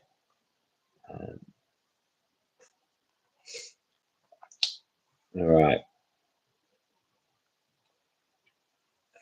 Cass says, I really like the combination of the 2 of you on the live. I really like Kyle's back to basics approach and also Matt's incorporation of slowly expanding and what to do in different stages. Yeah, I mean, I agree with you, Cass. I love the combo of me and Matt as opposed to just me on my own. Like it's same when I did the interview with Matt. I was like, damn, when just the way Matt can put on his perspective and I can put on my perspective, it just adds an extra perspective, really. But it can be so helpful. And when Matt says something, it can make me think of something that I had forgotten, and vice versa. So yeah, it's really cool having Matt willing to join here because he's got a lot of good insight. Like he'll say, he's not fully recovered. And I think that kind of transparency is very good. It's very helpful. It's something that I've always felt was important, but he's got way more insight than most people realize.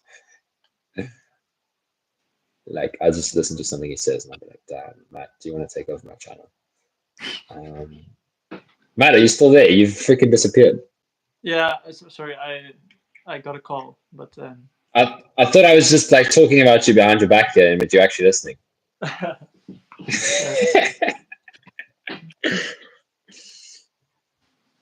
Okay.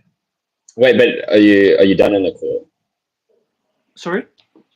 Because you're still black. I don't know if you can see that. Oh, no, I can see myself. I can't see you. Can other people see Matt? Because on my screen it's black. Wait, let me. Yeah, it is black because I can check on my laptop. Okay.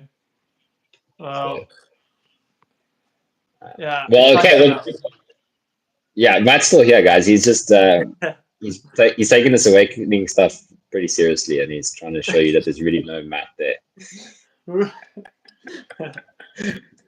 It's just life talking to you, right? Ask a question, and life will tell you the answer. Okay, life. What? It's fine. Is there any questions that you want to answer? Like last one or two. Let me see. That's Louis has a question, and Louis, just going back to what we were talking about, pen. It's quite nice. Louis said it. Oh, there's one above it, but yeah, he said the stuff resonated, so that's awesome. And then he said, okay. Would you say dropping resistance is the same as recovering from fear, which other recovery pages talk about? That's a good question. I like that. Do you want to go first? Yeah, I think it's very similar, but I think in recovering from fear, there's some negative connotation to fear. And I think dropping resistance is dropping that resistance to fear. Fear is not to be feared. There's nothing wrong with fear, but the resistance to fear and other emotions that can create a whole spiral. And so I think there's a slight nuance, but I mean, it's essentially the work comes down to the same thing, I think. No, but I love that nuance that you pointed out because it's making out as if fear is bad, right? That's such a helpful nuance to point out because you don't need to recover from fear. You need to allow fear to be fear, right? You need to allow yourself to feel fear. That was such a good point because fear is just another one of those emotions that needs to be experienced. You don't need to recover from it. So, funny thing, actually, even resistance is just another texture of experience. Yet it's the one that is the most tricky because it feels like it goes against everything else. So that's part of dropping resistance is, again, I always come back to like this, I don't know, like period where I was meditating and I realized that I could hold, there was enough space for the headache. Like this was just exactly how it was at the time. Like I was busy and I was building up into all this tension and stuff. And one of the main things was getting this really bad headache and hot flush in my face. And can you still hear me? Yeah. Now this one's going. Okay, it's definitely time to almost end the Zoom. The live. Let me just finish what I was saying here. To realize that there is space for the resistance and there is space for the thing that it's resisting, right? To be like, I can create this allowing space for myself to experience the resistance, the part of me that's saying no, and I can at the same time say, hey, headache, you can be here. Like that's such a thing that the mind doesn't think is possible. That you can, like it thinks that for me to drop resistance, I have to get rid of resistance. But it's the same thing. It's like dropping resistance is okay. The the sensation can be here that I'm resisting, and when resistance comes up, I don't even need to do anything about that. But you don't want to get caught up in it. Like that's the real nuance here. Is it's helpful to make a study of resistance. When you study resistance, then you see these things, right? And this is where the work comes down to you. Like I can talk about all these little nuances and stuff, but all of them came through eventually just realizing I have to study my own resistance, and that will take you all the places you need to go. Right? You can ask questions, you can watch videos, but if you say I'm going to study resistance, I'm going to study my suffering, and see how it kind of plays out, you will head in the right direction. But yeah, with both fear and resistance, you don't actually need to fight with them or get rid of them. It's always comes back to allowance. So that was an excellent point. Okay, let's say last question is Michaela's one, because Michaela just popped on and asked a question, and then we can say done. Oh, Nikki says she's going to come to the live Zoom. Actually, I need to touch on that before we finish. Let's answer. Actually, no, I'm going to forget. I'm going to answer Michaela's question, and I'm going to forget. There's a live Zoom happening on Monday at. Oh, my earphone's dying. On Monday at, I don't know, look on my community tab. It's there at like 4 or 5 p.m. or 5:30 p.m. If anybody wants to join, please do. I'm quite looking forward to it. We're going to do like more inquiry and probably more practice oriented. There'll be times for Q&A maybe at the end, but it will be more about doing the work than just talking about doing the work. And yeah, sign up through joining. Okay. Can you hear me, Matt? Yeah, different quality, but I can hear you.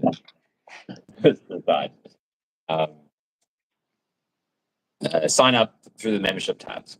Okay, cool. We covered the Zoom. But yeah, please, anybody who's interested.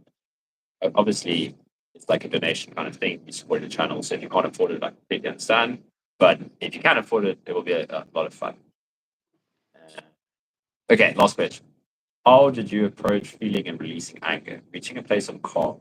If I haven't first released that fight energy, it's incredibly difficult, especially with fatigue. Thank you. Okay, good question. So there's two things that I want to touch on here. One is the feeling of anger, and then the second one is what you talk about. It's reaching a place of calm.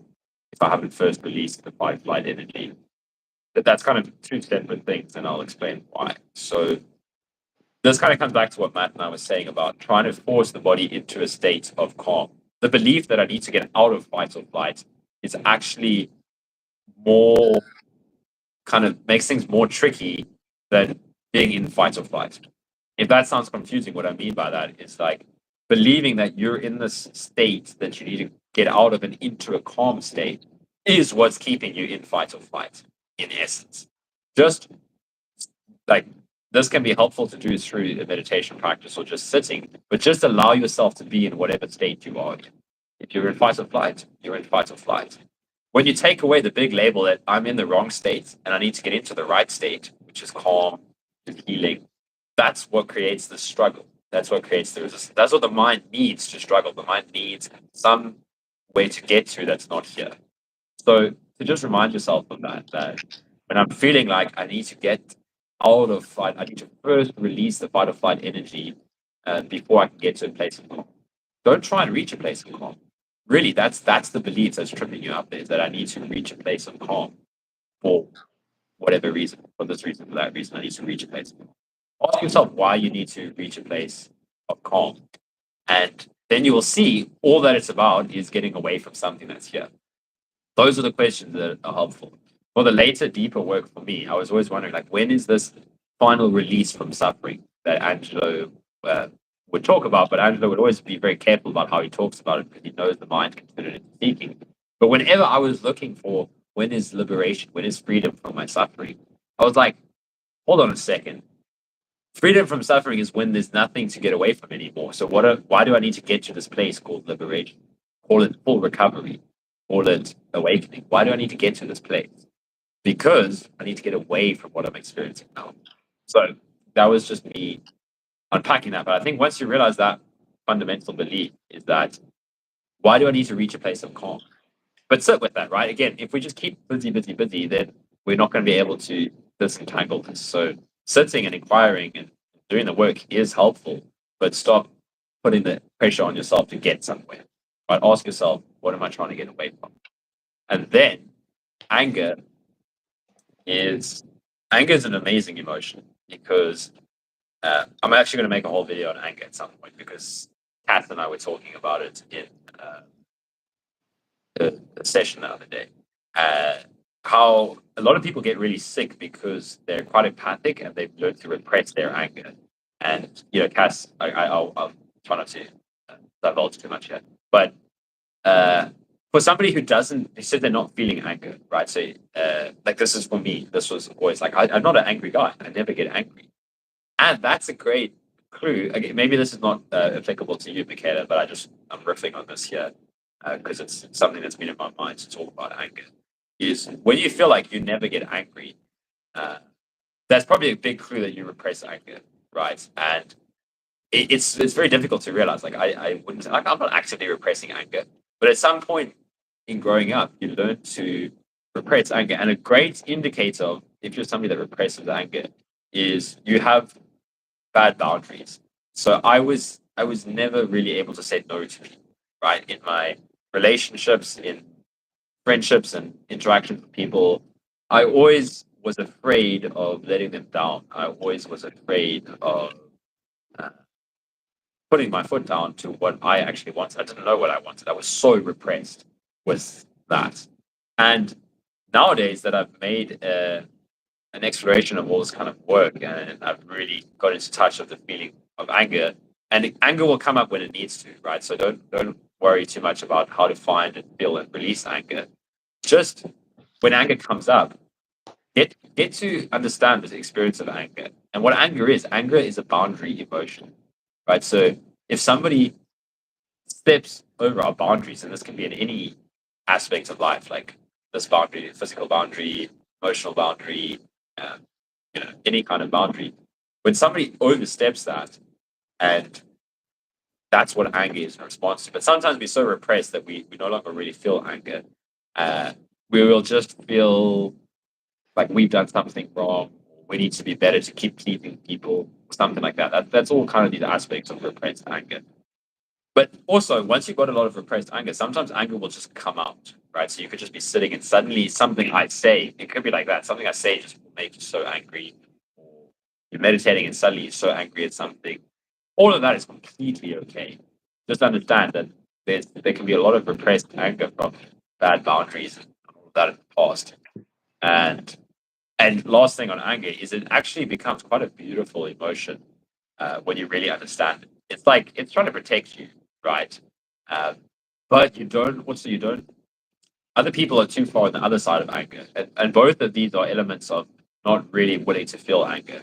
Somebody else will be just abusing other people through anger, right? So every time they get angry, they feel comfortable dumping it on other people, and that's because a lot of people are afraid of anger. So you can actually, if somebody is in touch with anger, they can abuse that, right? But the reason they feel the need to abuse that is because they're not comfortable just sitting with their anger. They would rather throw it out on other people. But once you get a good understanding of anger from its perspective, it's like when anger comes up for me now, it's like, oh wow, it's just like my protector in an essence. That might sound weird or too out here or there, but that's really how it feels to me. It's like, wow, it's like this experience because this person like overstepped my boundaries. And because I was somebody that always repressed anger, that had bad boundaries, it's such a relief to allow myself to feel anger. Like, it's okay. You're actually allowed to be angry with that person. Like, I would sit there and be like, it's bad to feel angry. I need to stop feeling angry with this person. Specifically, if we do a lot of meditation, right, we can fall into the trap of like, I'm not allowed to feel angry. But the nuance is often anger is such a hot emotion that we will react in what's not the best way if we kind of get too out of control with our anger. So that is why a lot of us learn to repress anger. Like from a young age, we're told, hey, don't punch your friend in the face when they take your toy car That's not how you deal with anger. So we have to understand the nuances of anger. But when you do, it can be for me. It's just an indicator of like, hey, I actually want to set a boundary here. The reason I'm getting angry is it's actually my responsibility to set a boundary. Once you've got good boundaries, you don't need to get angry at people anymore. But you can just set that boundary quite.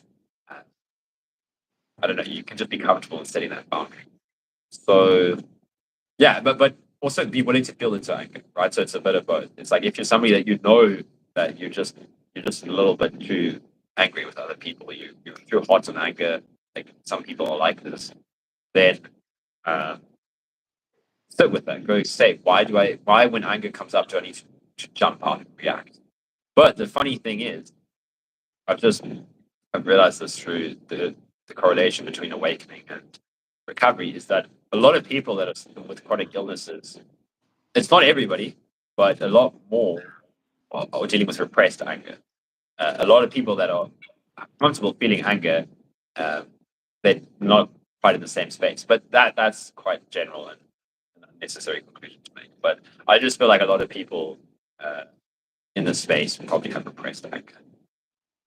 Okay, That was so good.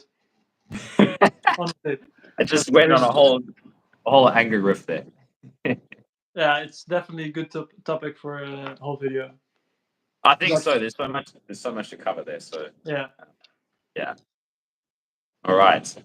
Damn, we got to the bottom of it. That's pretty Hey. pretty impressive. Yes. Linda, you're always Linda, you're always around there. But at least 5 minutes is better than 0 minutes. So we're glad you could join. Thanks, Matt. I like your little membership badge. I want a cool membership badge like Matt. Should sign up to be a member. And it will help you recover. Sign up for a member. I guarantee you that tomorrow you will feel better. I'm joking. Don't do that. Don't. That's the playfulness I was telling you guys to embrace. Sign up to be a member. Don't sign up to be a member. But maybe it will help you recover. Who knows? Who knows how this shit works? Matt, any closing remarks? No, I loved it, and I like seeing all the reactions, people saying it helps, and that makes me happy, and I enjoy this process, sharing what helped me, and yeah, if I'm able to help anyone, that's enough for me. Yeah, right. Like that's the cool thing about just talking about this stuff online. It's quite easy for us. Like I'm sure you'd agree. Like it's cool to just share, and then when people say, "Hey, that's good to hear. That's helpful," it's like win-win. It's great. So yeah, let's do it another time soon. Absolutely. Thank you so much for joining, dude. It was it's a good combo. I love it. Yeah. Cool. Michaela says she resonates with the answer. Got to cover. Thank you. All right. Thank you, Michaela. And I'm glad it resonated, and I will try to cover it. All right. Thank you, everybody, for joining. We can't do this without the viewers. So thanks for all the good questions. And we'll good questions. Yeah, lots of good questions. That's what brings out the good answers, the good questions. Okay, cool. We'll see you next time. Let's see what happens when I push this thing. Bye-bye. Bye-bye.